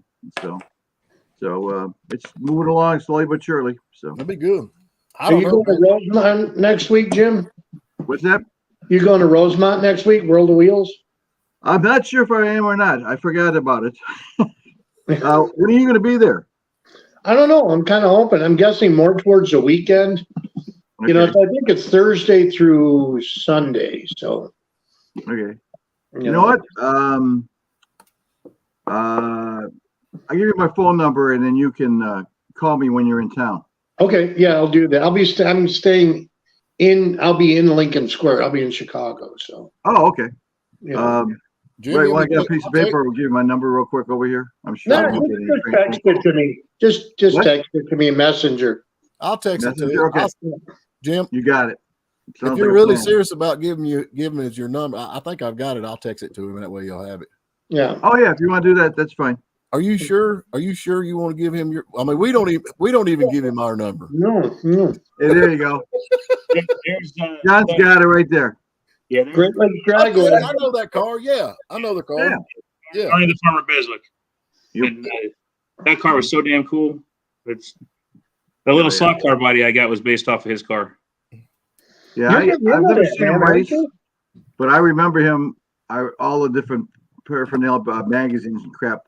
The one that came out in the '60s and stuff. So let's see if we can get this to focus here. That's what it looks like now. That's the car he actually brings to our show. Yeah, he's still running that car. What's he? He's got to be in his deep in the '90s or in the '80s now. Yeah, I mean '85 probably. Yeah, I remember. I got it, Steve. Yeah, he's got. I think it's a '64 GTO. Yeah, he's a great guy. He was a independent. I mean, when GM pulled out of racing, he stuck with Pontiac, and he was getting a little bit of help the back door, some dealerships and stuff. But he was largely independent, and he was called Arnie the Farmer because he was a farmer and not a even though he drag raced, he was a farmer full time, and he still lives on that same farm. I have yet figured out how people can race for a living, man. I can't figure it out. Yeah. Well, your farmer got them government subsidies can go to the drag car plow machine. There you go. Now, buddy, field. They were Division I champions for their stock class with a Chevelle, a '66 Chevelle station wagon they had back in the early '80s, and they kept track of every penny they spent and every penny they won, and they toured for a whole entire year. They did a national circuit, and they won their class, and they came back, and after they added and subtracted their winnings and losses and expenses and everything, they cleared $1 between the two of them. That's crazy. I said, but man, you paid for your whole thing, and you got to tour the country for a year. Yeah. Well, y'all got coming up next week. I mean, I know we got to keep YouTube videos going up. I'm gonna try to get my dart done this week and get it up. But every time we started bleeding the brakes. We had brake lines blow out on it. We're setting rotted and all that kind of stuff. But hopefully, I'll have the dart rolling this week. But I know Yeah. Copperhead done cut his truck all to pieces down there and flat broke. You gonna be able to get your car painted this week? No, no, not even close. He cut a whole top off of a truck, man, in a day. Are you kidding? In an hour. He did it in an hour. Surely you can paint that car in a day. Yeah, no, I got a video of the guy I met at the yard. I got a little short video coming up of him and his car and everything, and me getting a link to his future YouTube site. Got to help the guy out. Yeah. So I'm gonna throw a video up of him and his car. I did a thing on Smoking the Bandit and Black Dog. I don't know. We was loafing around. I thought, well, I'll do that and see how that works. So I just uploaded it a couple of hours ago. It's pretty interesting though. You know, they shot Black Dog and all that around here, and the way it looks now, and the way it did back in the day. Pretty cool. Let's check it out. Yeah. John, you got anything up? Huh? I was wondering what John had coming next. I just put the motor back into the shop truck yesterday. I had a oil pan gasket, got a nick in it, so it was leaking from the oil pan gasket, and I was about 1.5 inches of clearance away from being able to change it in the car. So I just pulled the motor out, swapped that gasket, and put it back in the car. So before that gets back running again, my dad's borrowing the distributor out of it to try it in his Corvette to see if he could diagnose an ignition issue. And but hopefully I'll get that back together, and I want to start doing some interior stuff on that. I got the garnish moldings around the windows and the header panel and stuff that I've never done for it, so I got to do that and get a headliner in it. You know, it's only been together for about 8 or 9 years. Yeah. John, you got anything going on besides cooking fried chicken? Nah, most of all my work's done right now. I'm just waiting to collect some money now. Oh, good luck with that. That would be a good video. That's what you need to do, a video and try and collect your money. Yeah, buddy. I've got a couple of people that owes me some money, and it's kindly holding me up on some progress on that blue van that I bought. Are you insinuating something? I'll pay you. I owe everybody in town. I got good credit. Don't worry. It's coming. Just give me time. What is it like? If that check ain't no good, just let me know and I'll write you another one. There you go. I got an idea for you guys. Yeah. I got an idea for you guys. You take Steven's Cadillac, you get a couple guys with little violin cases, and just go over to your places and say, hey, Guido's here. He needs a little money, Yeah. When I was publishing my magazine, I had a couple of ads that I had to collect on, and my buddy came over. He was 6'6". He was missing an eye, and he had just bought a '76 Olds Tornado. I call it the Honado because it looked like a Pimpmobile, and it was like the maroon, about the same color maroon as the chair I'm sitting in. And he goes, "What are you up to today?" So I got to go around and try to collect on a couple of my ads. He goes, "All right, I'll go with you." Everybody paid me that day. Me, my dad, and Mark pull up in this pimp car, and we come out and we're like, "Yeah, I got to get collected for my bill." All right, here you go. Here's a check. It was quick and easy. That'll work all day long. Yeah. Copperhead, you got a cool project going on down there with your rig now. There ain't no doubt that's going to be awesome. I can't wait to see that get done. Like, You're doing great metal work too. I'm watching your door build. It's awesome. The door in the back of the cab. Even my wife is enjoying watching your build. On the top, yeah. Yeah. I don't know. I've got this the Oakland. Been doing a video on for about 4 months, and I keep walking away from it. I think I'm not enjoying doing it. It's doing the floor, and I don't know what it is. I know how to get in there and finish it off. Yeah. So I'm going to try to do that this week as well, and then finish that roof chop. So You know your metal bending, that's for sure. Yeah, I come from metal trade. See, so that's the first roof chop I've done, but it's just I know metal, so it was just I had to just think about it. But I want to actually do. I've got that 40 Chev, the blue one, that's next to it. Yeah, that's up for sale. But if it doesn't sell soon, then I'm taking the grinder to that. Well, now do you do like Facebook Marketplace? Is that kind of what you do down there in Australia? Yeah. So it's been up for ages for that, but so it hasn't moved, and I'm sick of dealing with the idiot. So I'm about to pull it off, and then so it will stay up until I cut it. But then I'm planning on turning that into a 3-window, 2-door coupe. Oh, very cool. Wow. Yeah. That's a fair challenge to do it to that. Like I have to lengthen the doors and do all sorts, but that's where my head's picturing it. That's what I was just going to ask you if you're going to lengthen the door or leave them short like that. Yeah, I've got to lengthen the door. Probably put like 10 10 inches or so in it. There's Good. someone, I can't remember. It might have been, I don't know if it was Alan. It might have been Alan's. Brother's got one. That Alan's that comments on these. His brother's got one. He's got the similar shape, but the 2-door, not the 4-door. So I was trying to get a measurement of his wheelbase and of the length of his doors. Yeah. To give me more of an idea, just to make sure, because I know that Canadian bloke, that Bad Chad, did one, but he didn't lengthen the doors. He did And it it to a looks ugly. Pontiac, and it doesn't look cool. Like, Yeah. it's, Yeah, you gotta have the the 2-door back's length. so long, and so basically, what I've worked out you've got to get that roof curve has to basically, like, if you followed the arc, it has to go into the wheel arch. Yeah. Does that make Yeah, sense? get It that has nice- to go into the front of the guard. Like, so there's the which are we? There's the front of the rear guard, and the roof has to sort of come into that. Yeah, get that nice Follow flow. Yeah. Yeah, because Oh, you're if that's proportioning the it, roof yeah. and that's the guard, like it's separated, then it looks stupid. Yeah. Yeah, with the waterfall kind of effect. Yeah. So to get it to flow, so to do that, it's like it's a bit of because it's that thing's a long car. That's like a limo. That's like one of those old limo type It is a ones, big you know. car. And then the boot's the one that's got like that bum on it, like the squarish bum. I don't know what they call them, but yeah, and we're going to turn that into a big Bustle bag. swooping curve. Yeah. So my only challenge I'm coming up with is on that section is to get the curve of the bum that way, like front to back's fine, but to get that sideways curve to roll into that without doing that, without an English wheel and that, I'm like struggling to work out how I'll get that to look nice, you know? Copperhead, do they not have any consignment places down there that you can take at classic cars to sell?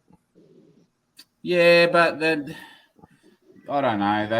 They don't normally. I've taken a few down there, but they don't normally fetch what I want. So I'll take one down there if I'm running out of room. I'll send one down there for like basically just to garage it, and if it sells, it sells. If not, it doesn't. But Well, I that's took my where big you know, Pontiac down there, and it fetched 18 grand. I said, get stuffed. Like I wanted 50 for it, and it fetched 18. So the market here is like where I think we're close to hitting a recession. So the market's died hardcore in the last month. Like money's tight and everyone's tightened right up. So they've raised like interest rates on house loans that basically people are paying twice what their monthly repayment was in the last 6 months. yeah. It's basically doubled. Yeah. that's a good way for them to collect a bunch of houses right there. Because Yeah, well, they're saying everyone was spending too much money. The inflation was up. So to curb that, they bring up interest rates. And then, yeah, basically they just send everyone broke. So, well, basically, I think when they start talking about people spending too much money and they start raising the interest rates, really that's just a bunch of rich guys thinking that these little guys thinks that they're going to catch it's starting to us. get So too much. Yeah. Mhm. We're just going to go ahead and throw a wrench in this, and That's Put that in exactly your- what I said the other week. It's that Yeah. the middle class are starting to gain the ladder, and it's like, nah, settle down, get back in your hole, you guys. exactly. That's exactly right. And I mean, We can't have you guys driving around in a Lambo. That's what we do. yeah. We got an election year coming up, so they got to do some patching together. It'll get good here right before the election. Right, so Yeah, here's they'll release something road different reserves. like with us to you is that they got to win your vote. We're made to vote. So if we Yeah. don't vote, we get fined. Yeah. I wish they did that. I wish they did that two here, idiots, man. and you got to pick one of the idiots. But they're both Yeah, well, idiots. see, we're scared of the same thing. It's kind of South Park had an episode where you had a choice between a giant douche and a turd sandwich. Yeah, Yeah. exactly. And that's still the same way. But we get like our voter turnout. You'll get 20%, 30% sometimes, even less. And it's like, man, it's when you get 20% of the potential voters picking who gets to be in charge, is you don't get real representation. It's really disappointing. It's really I wish people would take it more serious. But sometimes I wish they would have a rule like that where you're forced to vote. But at the same time, then you got the ill-informed people that are voting. Yeah. Yeah, Are you and then kidding also me? got- then you've Whoa, got- whoa! You look at the last election. Talk about ill-informed. Well, that's what I mean, Kidding? man. So you could imagine if we had to make everybody vote. So you Well, got I tell you, you can't get greater voter suppression than what we've got right here in Towns County, Georgia. They literally closed 2 places that people could go vote at. Oh, really? And you used to vote up at the school, and then you used to have a voting up there in Tate City.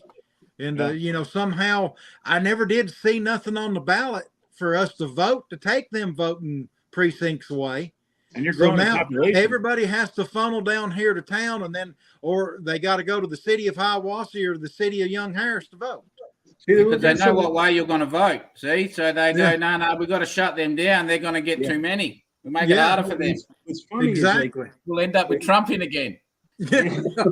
I want Trump. I'm a Yeah, Trump. so does everyone. But I think that's what I'm saying. That's why they're shutting your voting places down to Well, make the it big- harder for the people in your area that would vote for him. well, what's really funny is like Georgia tightened up some of their voter rules, and everybody started crying suppression. On the left, they started crying suppression, and they're, oh no, they only have 2 weeks early voting. And it's funny they keep saying that and hammering on that. But New York State only has 1 day of voting. You show up the election day. You don't get the day off. You show up. If you make it to the polls on time, you do. If you don't, you don't. And that's it. This is what I say. People talk about, vote. There's no way I'm standing in the rain to vote for one of them guys. None of them give me their number. I ain't got their home line. I'll Yeah. vote for him. I don't have the governor's main line where we've got a problem up here. All right, But here, you know what, though? If you don't vote, you can't complain. yeah, you that's go. true. Now here, let me do this. We're going to hold an official Sunday Night Rumblings poll by a show of hands. How many people actually vote for somebody versus vote against somebody? Vote. Which one's doing first? Let's see. If you right? actually go to the polls The and vote. vote for somebody, Yeah.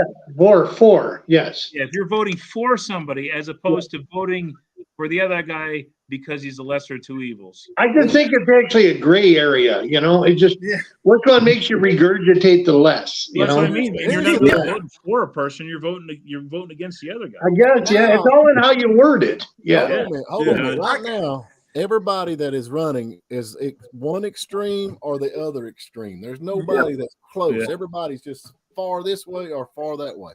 Well, It's one thing on that's for TV sure. now. Yeah, one thing's for sure is the media and the politicians have done a great job working together to divide this nation. Oh, And yeah. it's a shame I because miss Ross Perot.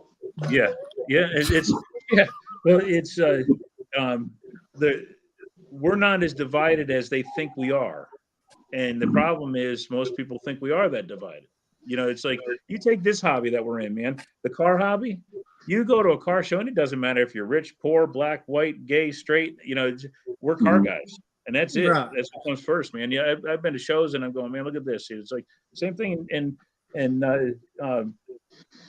Steve, you've been in music long enough. You see that, and like I was just at Scotty Mac Mac Arnold came to Hiawassee, Right. and it was played full of blues. They were playing blues, and that's there's no. All that stuff that everybody complains about goes away when you're around cars or music. Oh yeah. Yeah. Unless you've got a beard and are wearing a dress. Then I'm staying away from you. I hope this I isn't a would link hear to on that one. Aquarius. I would comprehend on that. I guarantee you that. Well, does go a you little can wear a into it. kilt though. You can wear a kilt. Sorry, You can dude, wear a that kilt. dress and high heel Yeah. figure. I'm If not you wearing wear a kilt. the You kilt. can wear a kilt. The kilt ain't the same thing as the dress, though. It's awful close. I'm Right. not- Now, Copperhead, As long as it's plain. I'm Yeah. seeing my Mercury. Now. I got a Mercury Capri. I got a 91 Mercury Capri, and I'm looking right here in Australia. They got one for sale for $5,000. What? Whereabouts? What? Whereabouts? Gold Coast? Oh, that's where I am. Gold Coast? Yeah. My phone just died. What color is it? I think I might have Red. seen it.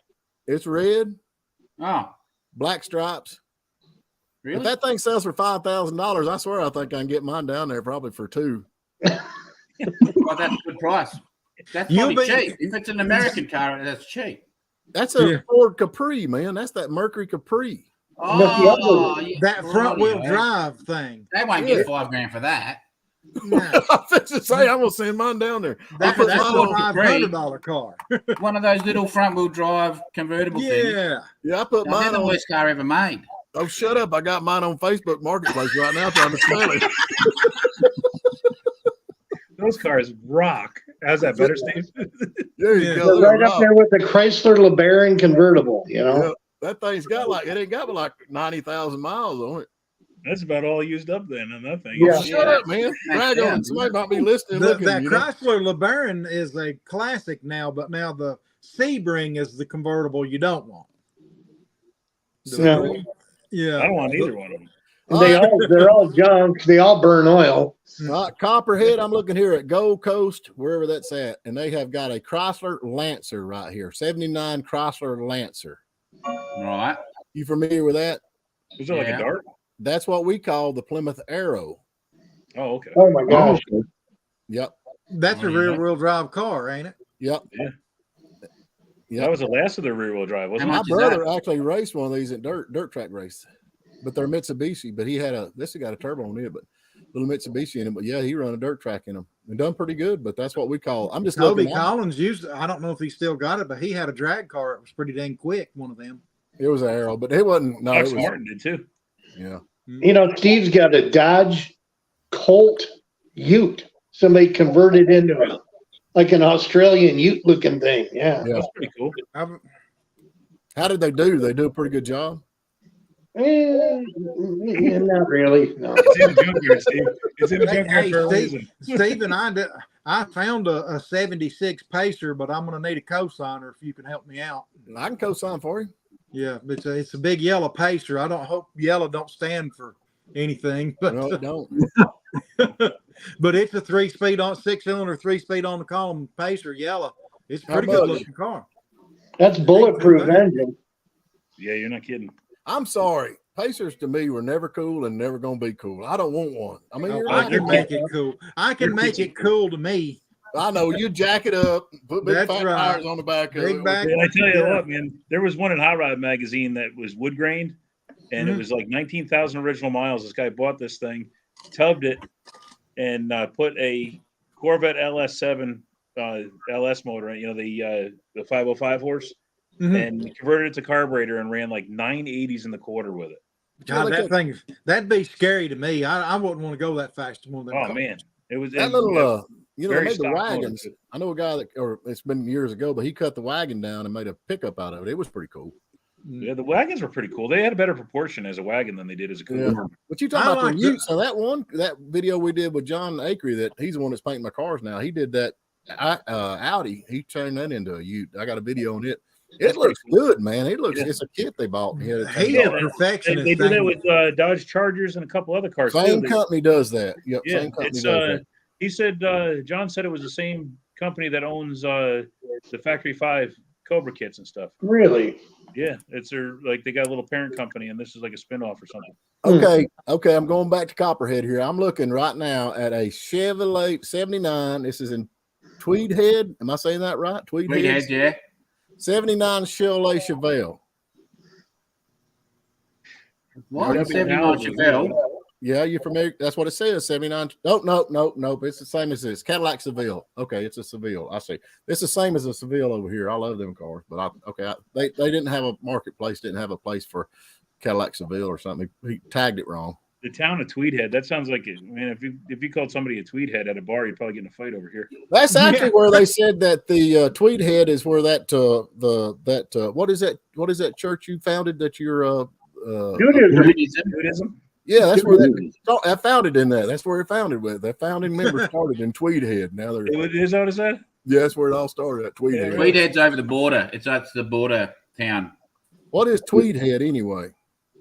That's the town. It's like on the border. So that's like the Queensland, That's New South Wales border. That's the New That's South where Wales side. the whole '90s Pro Street Interior craze came from. All Tweed Interiors.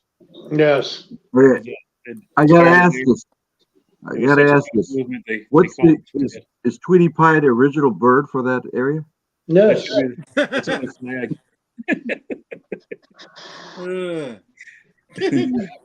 You know, this 78 Chrysler Valiant and all that you've got, it looks nothing like anything we got until you open the hood. And when you open the hood, it looks like an A body. What year are you looking at? I'm looking at a 78 Chrysler Valiant right now. It's for sale and All right, so like one of those CLs or whatever. yeah, Look up a two-door one of them. they're pretty cool. I'm just looking Yeah. at Marketplace right now. Look I up just changed Chrysler that. by Chrysler two-door hardtop. Oh yeah, yeah, those are cool looking. Yeah, I hadn't seen them. They're like one of the sexiest looking cars. The 2-door. What year? Yeah. I'd say 76. What year is it? Do a 76. 76 Chrysler Valiant, right? Chrysler by Chrysler. Right. And then once you've looked at that, look up a 63 Valiant. AP5. And tell me if you've got something. Yeah, I think you've got something similar to that. It's a you've got a Plymouth something or other that's similar. Okay, that is a good looking car I'll right find there. it. Can't look it up. Yeah. Okay, what is the other thing you said look up? AP5 Valiant. AP. AP5 Valiant. That is a. Oh yeah, that's a Valiant. Yeah, what's that? It's What all you got Valiant. them? Have you? Yeah, we got them. Yep. That's just a Valiant. That's just a You Valiant. have 2-door ones, don't you? Oh yeah. Yeah. 4-door station. Ours are wagon. only 4 doors. Yeah. And we got wagons. Y'all got wagons? Yeah, we got the wagons. We had 2-door, 4-door, and wagons is what we sold over 2 here. doors are unheard of down here. Really? How come? We don't have many. There's not many 2 doors. Y'all have like big families or something? The Indians do, but not really us. Yeah, they have 4 doors because that way that gives you 3 more ways to escape when one of those big ass snakes gets in your car. Yeah. No, I don't know. I don't really know. Like they have the Monaro and they have a couple of like even those Falcons that you've got they come out in 2 doors there, but they only ever come out in 4 doors here. So there's like the Mad Max type Falcon. Right. That was a 2-door. There's Monaro. Holden did Monaros, and there was those little Tiranas I showed you once before, which look a bit like your little Vegas or something. Yeah, Those Right. little Holden. Yeah, there's them, and that's about it. Like and then those Valiants, and then there's a Valiant Charger as well, and that's about all they did. Then I they like the Valiant Charger. It's a good looking Me too. car. That's Then they good. stopped them in like the 80s. There was no 2 doors come out in the 80s or 90s. Well, is that a government thing? I don't know. Must have been. They didn't like them for some reason. I think maybe because they're all, we're ruled. Like we've got so many rules. It's like and laws and restrictions, and it would have been you can't get people out the back seat properly, is what it probably is about. Yins are borderline. In an communists, accident, man. you know what I mean? It would be something stupid like that they've come up with. Well, I mean, really, if you look at if it was sales driven, we still sell more 4-door cars than anything else. There's 4 doors, You can. 2 doors, no matter what. Even in the pickup trucks, you sell more 4-door pickup trucks now than they do 2 doors. Su- You don't see Subaru, 8-foot beds anymore. yeah, Yeah. the Subaru. So why you still love 2 doors so much there? Yeah. Because 2 doors have a great roof line. Yeah. Yeah. 4-door, it's a much better roof line. Well, One of the I only hear it. 4 doors that we have stateside that's got a great roof line would be, as far as factory built, America built would be the Chargers, the new Chargers. Rough on the hinges though. On the 2 doors, yeah, you're On not the 2 kidding. doors. All the 2 doors got bad hinges. You take like a '78 Camaro, like your Jim, your Firebirds, and the Camaros. Those doors weigh 1,000,000 pounds. My buddy had one that the hinges were worn out, and he figured out that if he reaches out and grabs the door with his arm, he can pick it up high enough to slam it and shut it in the first shot. All summer long, that car was a rotted out piece of crap. He actually ran over his own seatbelt when it fell through the floor. But his whole inside of his arm was black and blue for the whole summer when he drove that car because he keep. Well, reaching here's an interesting fact that the Falcarino I have is a 4-door and the Torino's a 2-door. Same exact car. Right. But the door hinges are exactly the same. They're interchangeable. So they've taken a 4-door hinge, obviously, and put it on a 2-door car. All those 2-door Torino doors or any 2-door cars from the 70s, those hinges are just wore out. I don't think they engineered them. Jim know? knows this. M76 Firebirds in that year has got the heaviest doors in the world. man. You're not They kidding. are crazy heavy. You got the impact brace in there, and then all the power Oh, window they stuff. look good. Now, Copperhead, I'm sitting here looking at a 77 Ford LTD. Do you know that car? Yeah. That is like, that is the ugliest thing I think I've ever seen. Honest to Is God. that the one that's got the Rolls Royce looking front? Or Yeah. there's one- It's got like headlights off of a Chrysler Cordoba, looks like. with Oh my gosh. A square grill. That's the LTD front, I reckon you're looking at. Yeah. The Rolls Royce front one. Yeah, that's it. That's Yeah, an odd looking car. They're pretty ugly. That's not the one with the flip out lights. It's got round lights, hasn't it? Got round lights. Yep. Yeah. Yep. Looks like a Costa Cordoba. Yeah, that'd be worth a fortune. That'd be worth. You don't realize all of that stuff is worth a fortune. He's wanting $15,000 for it. He ain't got no windows in it. Yeah. That's crazy. That makes Barrett Jackson look cheap. Yeah. That's a wild looking car, man. No doubt. That's why I struggle to find stuff, and I can't just go every week and buy something new because it costs a fortune. Jeez. I don't know. Y'all got some wild looking stuff. That's not the ugliest car. It is not. It is not. What? I mean, it's generic looking. It's generic. Here's a nice one. Look up a Landau coupe. Look up a Ford Landau coupe. Oh, You yeah. might pronounce that different. Alan, those Cadillacs, man, that was back 61. That was still when they were still the standard of excellence, man. They made everything heavy duty on the Cadillacs. Yeah, yeah. Yeah, Cadillacs did have some humongous doors. Well, they were just big too. So. Yeah. Yep. They're engineered for it. Well, look at like the Lincoln Mark series in the 6970. Like a Lincoln Mark III, you know, Yeah. Huge. those doors are bigger than a Geo Metro. Yeah. The Mark Yeah, I IVs think- were like that too. When you're talking ugly cars, I think the ugliest car is probably the Pontiac Aztec. Well, I like the Landau. That ain't bad. Yeah, that's what the foldaway lights. Yeah. Every time I see one of them Aztecs, I'm thinking of that Breaking Bad stuff. You know, where they I've never haul seen them that in. stuff. Man, I remember the first time I saw one, it looked like you took a coupe and cut the roof off it and welded it on top of a minivan. Oh, And I it was know like, it. okay, we're done. You know, it was terrible. Okay, now tell me this. I remember being a kid, and I don't know why I thought about this all of a sudden, but I remember having a model car that was definitely from Australia, but it had like a car front on it. You know how they build the utes? But it had like a car, and I'm gonna say an LTD or something like that. I can't remember what kind of car, but the front was a car, and then they cut the back doors off and flattened it out, made a truck out of it, and they put a Chevrolet pickup bed on the back of it. Is that something y'all got down there in Copperhead? Do y'all have like the step side pickup trucks on the back of cars for utes, or they all made in together? Yeah. Really? People. It was cool looking. It was really. It had side pipes on it, or stacks on it like a Little Red Express. It was a neat looking. I remember putting it together, but it was. I don't remember what the deal was with it. I need to So Google that. what did the? I reckon you're talking like a Holden Ute that's had a step side, a 1-tonner Ute. Yeah, So we have Utes and we have 1-tonners. So the Utes are like they call them a style side, which is it's all like part of the body, like the little white one I did. That's called a style side. Then there's a 1-tonner that's just like a cab, and they'll put like a metal tray or something on them. And people used to put those step side trays on them. Yeah, it was cool looking. It really was So cool. look up HQ Holden 1-ton step side. HQ. Holden Ute or 1-ton. HQ Holden 1-ton. Copperhead, is there any junkyards close to you where you live? Nah. No, That's they're it. all the junkyards with the old stuff are gone. They've just crushed. Everything's been crushed, or it's been everyone's. Do they have like pick apart places, like the pull apart? Yeah, here? well, yeah, kind of, but they're mainly just all new stuff There now. we The go. old stuff's disappeared. So that's a HQ 1-tonner. Right. But is that what it looked like?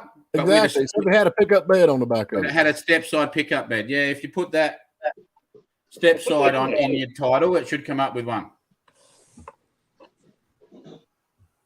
There's a bit of a fad there in the 80s, I think. Well, I remember back in the 80s, we used to cut the tops off pickup trucks and make convertibles out of them. Yeah, Yeah, that was if you big. We did a lot of stupid things in the 80s. You know, I miss that. Yeah, that's what it is right there. There's one. remember all the sunroofs they used to cut into the cars in the 80s? Every car had a sunroof. Every car with a sunroof cut. About anything you can think of, we have as a Ute. There's a Ute version. And just about all of those models that I show you that you look up, there's a Ute version of them. Really? So all those Valiants Right. and Chryslers that you looked up, there's a Ute version of all of them. All right, here, I've got this. Let's see if I can do this like I did last time. I'm going to try to do this. Let's see if we can show. Oh, y'all see that? Yeah, I mean, that's cool. That's a HZ. So that's a 1978. Holden. Well, that's what he looked like, except it was all fly. It had all kinds of racing stripes and stuff on it, but that's it. Yeah, well, they come out with black stripes on them, and like so that's got those guards that had the little flutes. They were called a GTS guard, and which is like Like a heavy duty version of a Chevy love truck. I thought somebody, well, it's a car though. It's just actually a car. I mean, it'd be yeah, it's like, a car. So if you type in HQ Holden, you'll bring up the sedan, and there'll be a HQ Monaro. That will be the 2-door. Okay. Yep. This right here is a 70 Valiant. That's a 70. That's a 1970 Valiant Duster. And it's got Valiant on it's got a tag, emblem, Valiant emblem right there on the fender. I posted some pictures of that on Facebook today, and I just put it 70 Valiant. They're all going Valiant. But that's what technically that's the only year that had the badge. The badge went away. Okay. But whenever you all the way up, I think they run them up to 76 was the last year. Oh, a Duster? Yeah, and yeah, they went to the Aspen then after that. Yeah, but even the Aspen comes up as a Valiant. In Australia? Well, no, in America. When you give the parts store the VIN or whatever to look up that car, it's going to come up as a Valiant. It's not coming up as the Duster is the sub model. Well, I Oh, think yeah, well, that's because it was based off the Dart. The Dart was the Dodge version, and no, it's based off the Valiant to begin with. The Valiant. Right. is That's a our car. 70 Yeah, the Valiant. yeah, Do what now? That's our 1970 Valiant. that looks just like our Valiants with a different grill. That looks like a Dart, don't it, Stephen? Yeah, it's does, a yeah. Dodge Dart. Yeah, but the Valiants and the Darts are Plymouth Scamps, and they're all. If you put our grill in that car, it'd look good. So you can have that as a ute. Really? They're pretty cool. All right, I'll find you a ute. I'm surprised we don't have Utes here in the U.S. We You know, do. like, They're I'm called El surprised- Caminos, man. Yeah, but I mean, like, I'm surprised nobody's making that stuff again. Well, because- they've got it. That Ford, that little Ford Maverick, That's true. If Ford could get that car out, I think that they'd be selling them, especially at the price point they had. Look at that. Those We are was cool. never offered that. Yeah, I like that as a Ute. That's pretty cool. That's the same. That's got the same front as I just showed you. Well, that's Yeah. what I said. Every car that you look up from that I show you, we have a ute of it. Did you have an assembly plant down there where they made them? Yeah, Okay, So that's that car. That's cool. that's cool. that's the Landau. So that's the same as Mad Max. That's the Mad Max car, but that's the Landau. So the back roof quarters are longer, and it's got the different. It's got like that's a Fairlane front end. Like Yeah. so, the bumper, the bumper and the grille and the bonnet are Real slightly expensive different. car. Yeah, they're worth a fortune now. All of those coupes are worth ridiculous. Anything that looked good like that, because that's a good looking body. Anything with steel bumper here is gone through the roof. Like you can get like that HQ you showed, totally rusted out. Like the roof's gone, the floors are out of it. Needs everything rebuilt, and it will be like $15,000. Does the whole country does the cars rot out in the whole country? Like if a car's in dead center of the country, will it rust out there too? Yeah, You know, but they're worse. If they're on the coast, they're worse. But yeah, Mhm. everything. I don't know.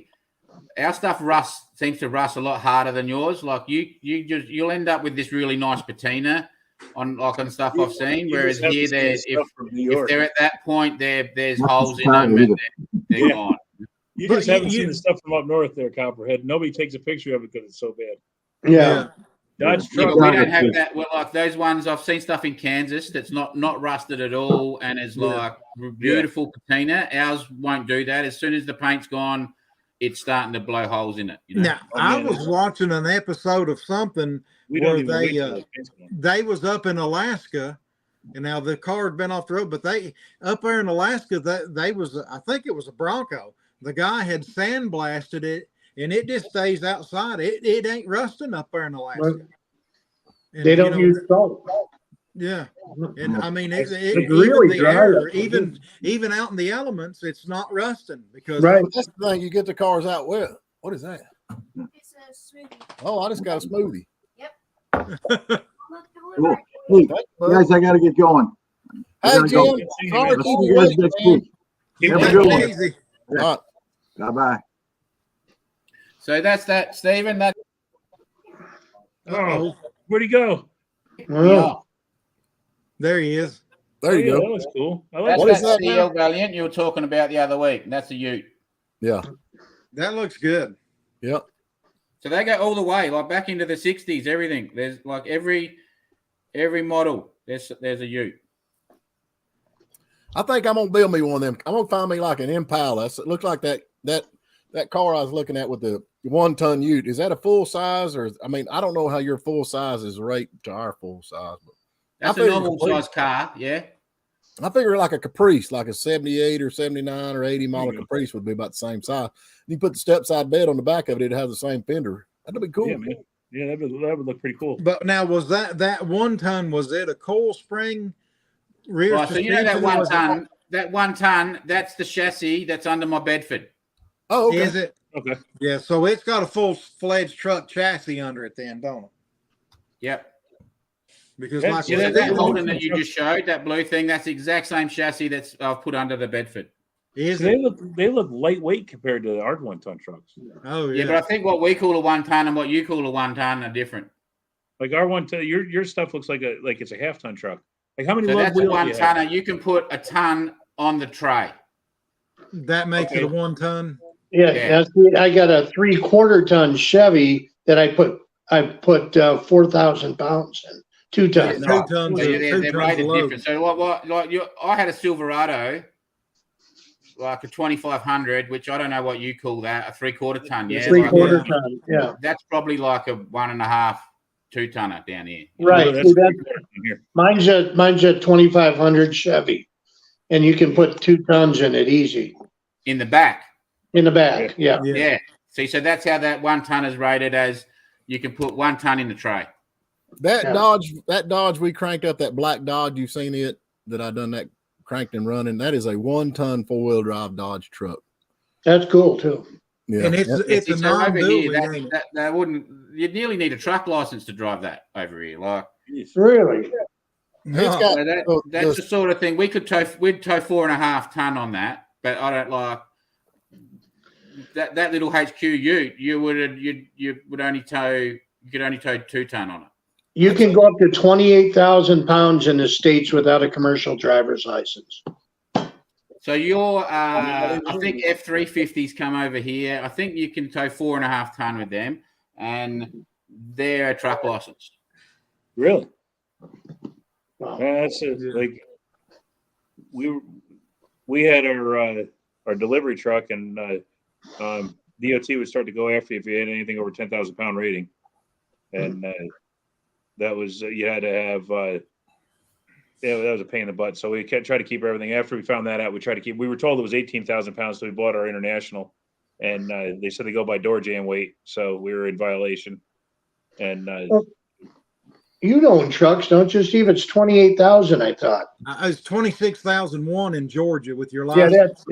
yeah. 26,000 1 pound. If you go 1 pound over 26,000, then you got to have a health CDL. card, Still CDL. gotta have a health card. We'd nearly Still need a gotta have a health semi-trailer card. license for that. Yeah, I got all that stuff. I don't use it no more, but I got it all. I got it all too.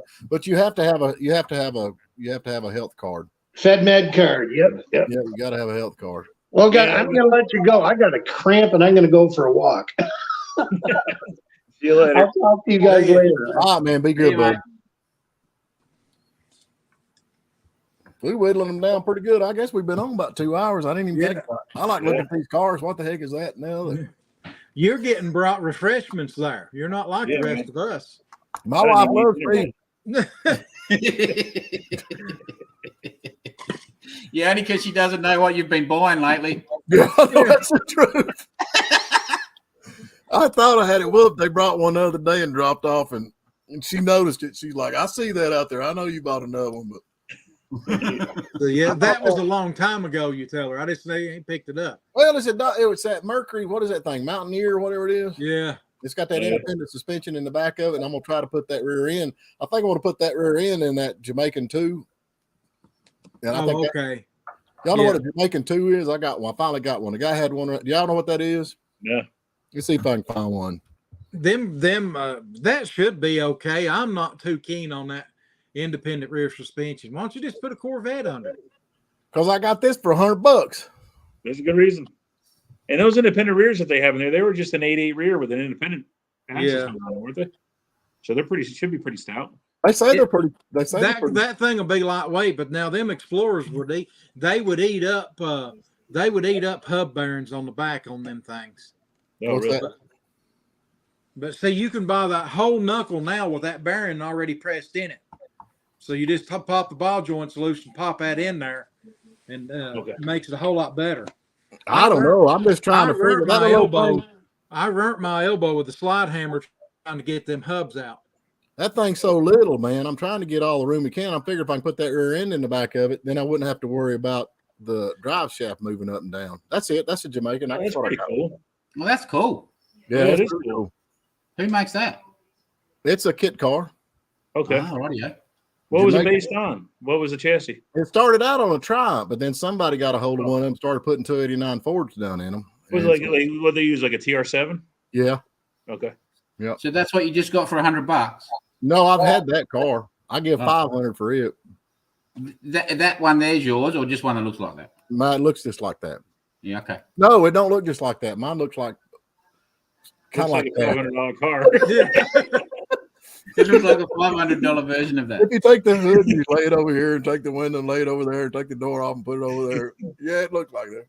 It's really not in bad shape, but it's got a frame already made on it. But the rear end, they got this leaf spring rear end underneath it, and then you got to figure. So I'm thinking if I can mount that independent rear suspension, I can mount that rear end and then run my drive shaft and not have to worry about it moving. Right. Keep your tunnel Like- small. I can lower my tunnel down and then Yeah. push. And I don't know. I debated on what to put in, but I'm going 318. I'm sorry. I'm going 318. I'm a crosser nut. I don't need a whole lot of power. I just want to ride around anyway. Be a fun car, man. It would handle good and everything. Mm-hmm. But I think that rear end's going to work good. There was a guy one time, I forget what car I had for sale, but a guy called up. He wanted to know if I would trade him. He had a 76 TR7 Triumph with a narrow 9-inch and a 427 Chevy and a tunnel ram. I said, man, I like everything about it. I said, but there's one problem. He goes, what's that? I said, I'm 6'3". He goes, nah, you won't even get in this car. Yeah. Yeah, I'm with you on. I was thinking I might have a real picture of that car or something, but it's it's fiberglass. There ain't nothing to it. It'll be stupid fast with the 318 in it. I just want something to ride around in and look good. Yeah. I'm I'm over over reliable. You I'm can't gonna beat race, a 318, can you? Yeah, if I'm gonna race, I'm gonna hire Copperhead and just sit on the bench and watch Yeah. him go around in a circle. Yeah, it's all right. I'll be the driver. You buy the late model. I'm there. Look at that. He's got it planned out. You He's buy got the a reason. car, I'll come and send it. Yeah. Well, my wife just brought me a ice cream thing, so it might be a good night to ask her, honey. You care if I buy a quick late model car? So anyway, all right. You Well, like that one, don't you? That pictures of that race car. I love it, man. I do. Yep. I like racing, man. That's where I growed up, man. Yeah, that's a good looking car. It's just fun. That is a good looking car. Only thing, basically it's the same car as what I remember growing up, but the top, it's just sheet metal, but the way they got the big back window folded over, you know what I'm talking about? The side yours? windows. All right, Yeah. how they're open now. Yeah, they're a little different than what I remember. I remember You can run them in closed. It's just the arrows come a long way in them now. so So that car's like that's at like 2020. That was a few years ago, but that's built basically. I was pushing the limits on the aero, and that's built basically to what they run now, like with one side a bit shorter and like to get the air across the car. And we used to have wedges. I was trying to look. I got a picture. There used to be a guy here who raced T4. What was his? Who was that? Sean that run T4. Lord of mercy, I know him well. D4. I don't know who you're talking about. Yeah, you do. They'd have a bounty on him. Man, he was something else. He could drive. Oh yeah, you're talking about down there at Tri County. Yeah, what was his? He built these beds over here in Blairsville. Johnny Thomas. Yeah. Son, he could tear that thing up, but they actually put bounty. They started putting bounties on him just to try to get somebody to outrun him.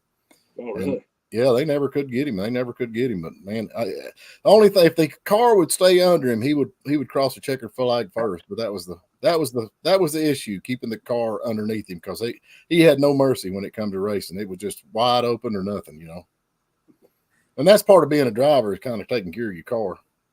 Yeah, well, that's the key is you got to, like, especially if you're paying the bills. Yeah. Mhm. You know, if you've got a $1,500, $2,500 right front shock in the car, you don't really want to be smacking it into the wall too often and destroying it and going and putting a new one on. So Yeah. you got I to, had you a know, friend and of mine then, that ran a parts store for specializing in dirt track stuff, and he was a really nice guy, and that was part of his problem. Is he'd go set up at the dirt track, and people come out and I broke a shock. I need another shock, but I don't have the money. I'll pay you later for it. And he's like, all right, and he'd give it to him, and then all the creditors were after him because they weren't paying him because they'd go out and break the next shock, and they didn't want to pay for one that's broken. You know, Yeah. so then he was stuck with the bill, and he got just had too big of a heart to help every racer he could, and it caught up to him eventually. Oh, you can't do that, man. Yeah, when he retired, he was happy to get out of it. Mm-hmm.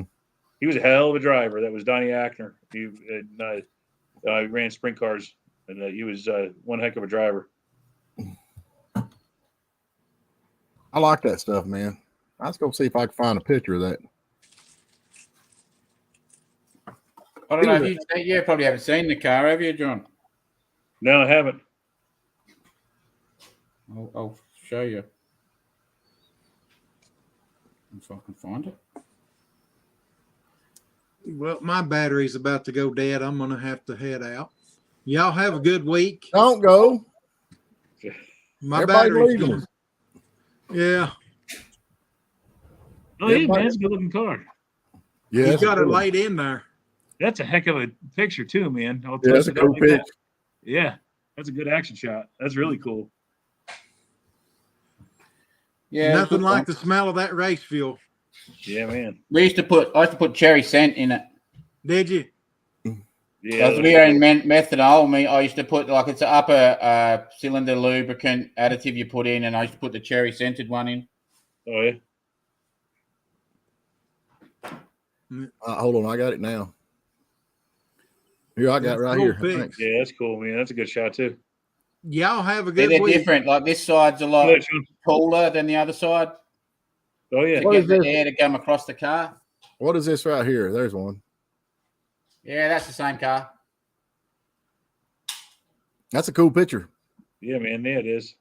Now look at the back tire. See Yeah, the why back is it tire's so like flat on the short? bottom because it's like fully gripped up there. That's down the back straight in Mildura. That's fully gripped up. So I'm hooking there. I'm doing about Yeah. 100, probably 140 mile an hour down there. No kidding, man. What motor are you running those? That one was running a 434 all aluminium Oh, Chevy, good. like Rodec block. Nice. It was about, I don't know, it was probably about 800, 820 horsepower, that one. Wow. But I was underpowered. The big boys are running about 900 to 950. No That's the kidding. only thing about it, though. When you got to the end of the track, you had to turn around and go back. Yeah, we had that. Well, I got that car to the point where I wasn't lifting out the throttle. So I got to the Really? point, that's why I sold up, was because I needed a new motor, like as in that wasn't powerful enough. I was driving the wheels off of that car. So I was not lifting out of the throttle. I was just had the thing pinned the whole way around the track. The chance was holding them. Now here's the car I'm talking about. Back when I grew up, that was Yeah, they call them a wedge. a bad ride right there. Now that's actually the car. That's T4 Hustler T4. That was the See, So that they wouldn't don't- handle like the new ones do, but no. you wouldn't be able to send that into the corner wide open. Yeah, that's It looked like they made a taller body. I guess they did to put because that thing's right on the ground, man. It's flat right on the ground. Well, yeah, and plus the suspension. Like, see, if you look on my rear end, the diff's like walked its way under the car. Oh yeah, I'm with you on that. So that's like it's got heaps of rear steer in it. So the left-hand side, it's all 4-bar and everything. The left-hand side's walked up. So the car wants to turn left, and then it's like if you look on those other pictures, the right front's like the right sides of the cars are on the ground because all the shockers are over to get grip into the wheels and all this other stuff. Like it's full. There's a heap of tech in it. Like Yeah. it's.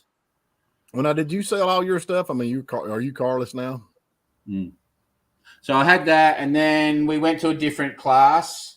So the wife got a bit sick, so we didn't go away. I wanted to stop racing, like interstate, because we used to like bugger off for 6 months and go live in the motorhome, basically. And then So we decided to stay home, and that class isn't very big in my state. Like, so I changed to a different class, which is more like a streetcar type, Right. like based off of a streetcar. And then I was leading the Aussie title, and I rolled it like pretty. No, they're like those pictures where that car's vertical up in the air. Right. You've seen that one, yeah? I think so. Where the car's like above the catch fence, dead vertical. And that was pretty nasty praying. And then I rebuilt a new car, and basically the wife was not real impressed with me racing that class. She thought I was going to kill myself. So we sold that, and then I went to what they call super sedans, which is like the Australian version of what I had, a late model. Right. And I sort of got that like 90% ready, and then I just didn't have the drive to do it like I used to have. Like I sort of lost the passion a bit, yeah. Like because I just do it all myself. I didn't have pit crew or anything, and so it's a lot of work and a lot of money. And I'd sort of just, I just didn't have. When I was racing, I was full time basically. That's what I did all week. I worked on my car, like fixed it, repaired it, got it set up for the next track. Then we. I'm telling you, man, that's the way it's done. This is the picture. So it was like a full-time job, and then I didn't have that to, I'm having fun doing other stuff. So. This is the one I like right here. I just think this is an awesome photo right here. Yeah, so that's the same car. Yeah. That was the year before. So Yeah, that Botches, that's the biggest speedway company in Australia. They What is it? sponsored me. Yeah. So they're a speedway race parts shop. They're the biggest in the country. They used to sponsor me. For a while there, we had a fall out there, but yeah, that's just wrapped it. We wrapped it that night. This is like 6 o'clock in the morning, and we've been up all night wrapping it. It looks good. Now, what's Brash? Tell me what that is. Brash Motorsports. That's you, right? Yeah, that's Brett and Sasha. Okay, got it. Brash makes sense now. I'm with you on that. Brash. Yeah, so my name's Brett, and the wife's Sasha, and I've come up with Brash, and Brash is like also, like a. Yeah. I don't know what's the word. It's not arrogant. It's like a bit of a. But yeah, kind of tough. Yeah. Yeah, so it's sort of, I thought that's cool. Like that sort of comes a bit like me, and then but it means us as well. So yeah, it works out good. We were in the States, like not in the States, but we've had stuff go like that car that you just showed. That went viral in America and everything. Like it was on the cover of some magazine, some dirt track magazine over there, and everything. Really, I wonder which one it was. Which is pretty unheard of for a little Aussie backyarder. Well, I'm gonna tell you something, Aussie backyarder. I'm gonna have to get off here. I got to get up and go to work tomorrow. Yours up. Yeah, I got to go get the bite to eat and then set up my stuff for my classes tomorrow. Yep. So anyway, till next Sunday. Sounds good. No, wait a minute. Wait. Okay, I'll talk to you, man.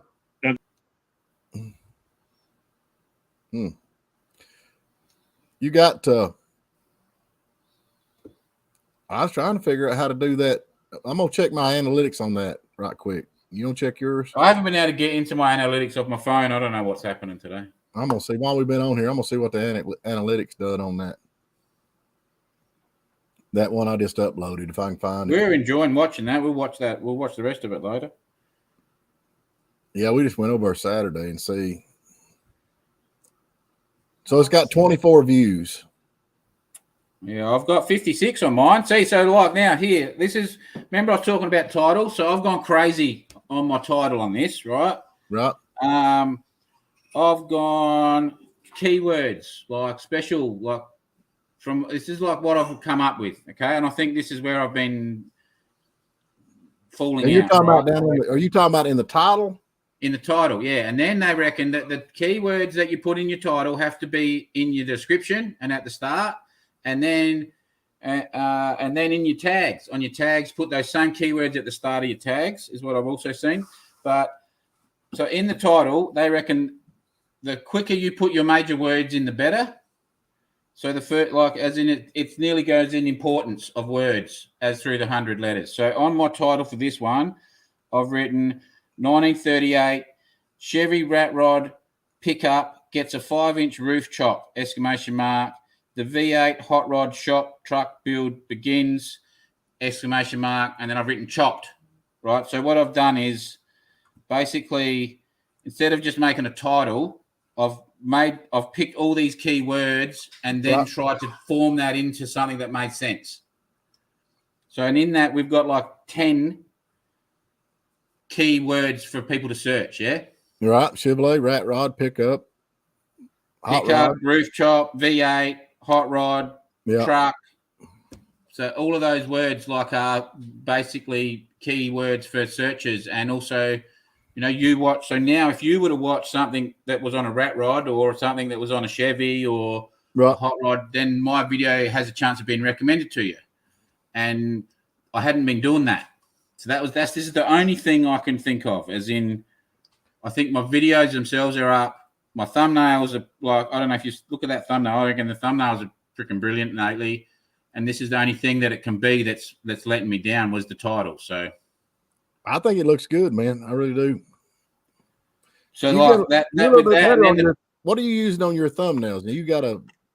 You're just doing it with your phone or what? no, I do it on the computer. It's just it's like just the basic one.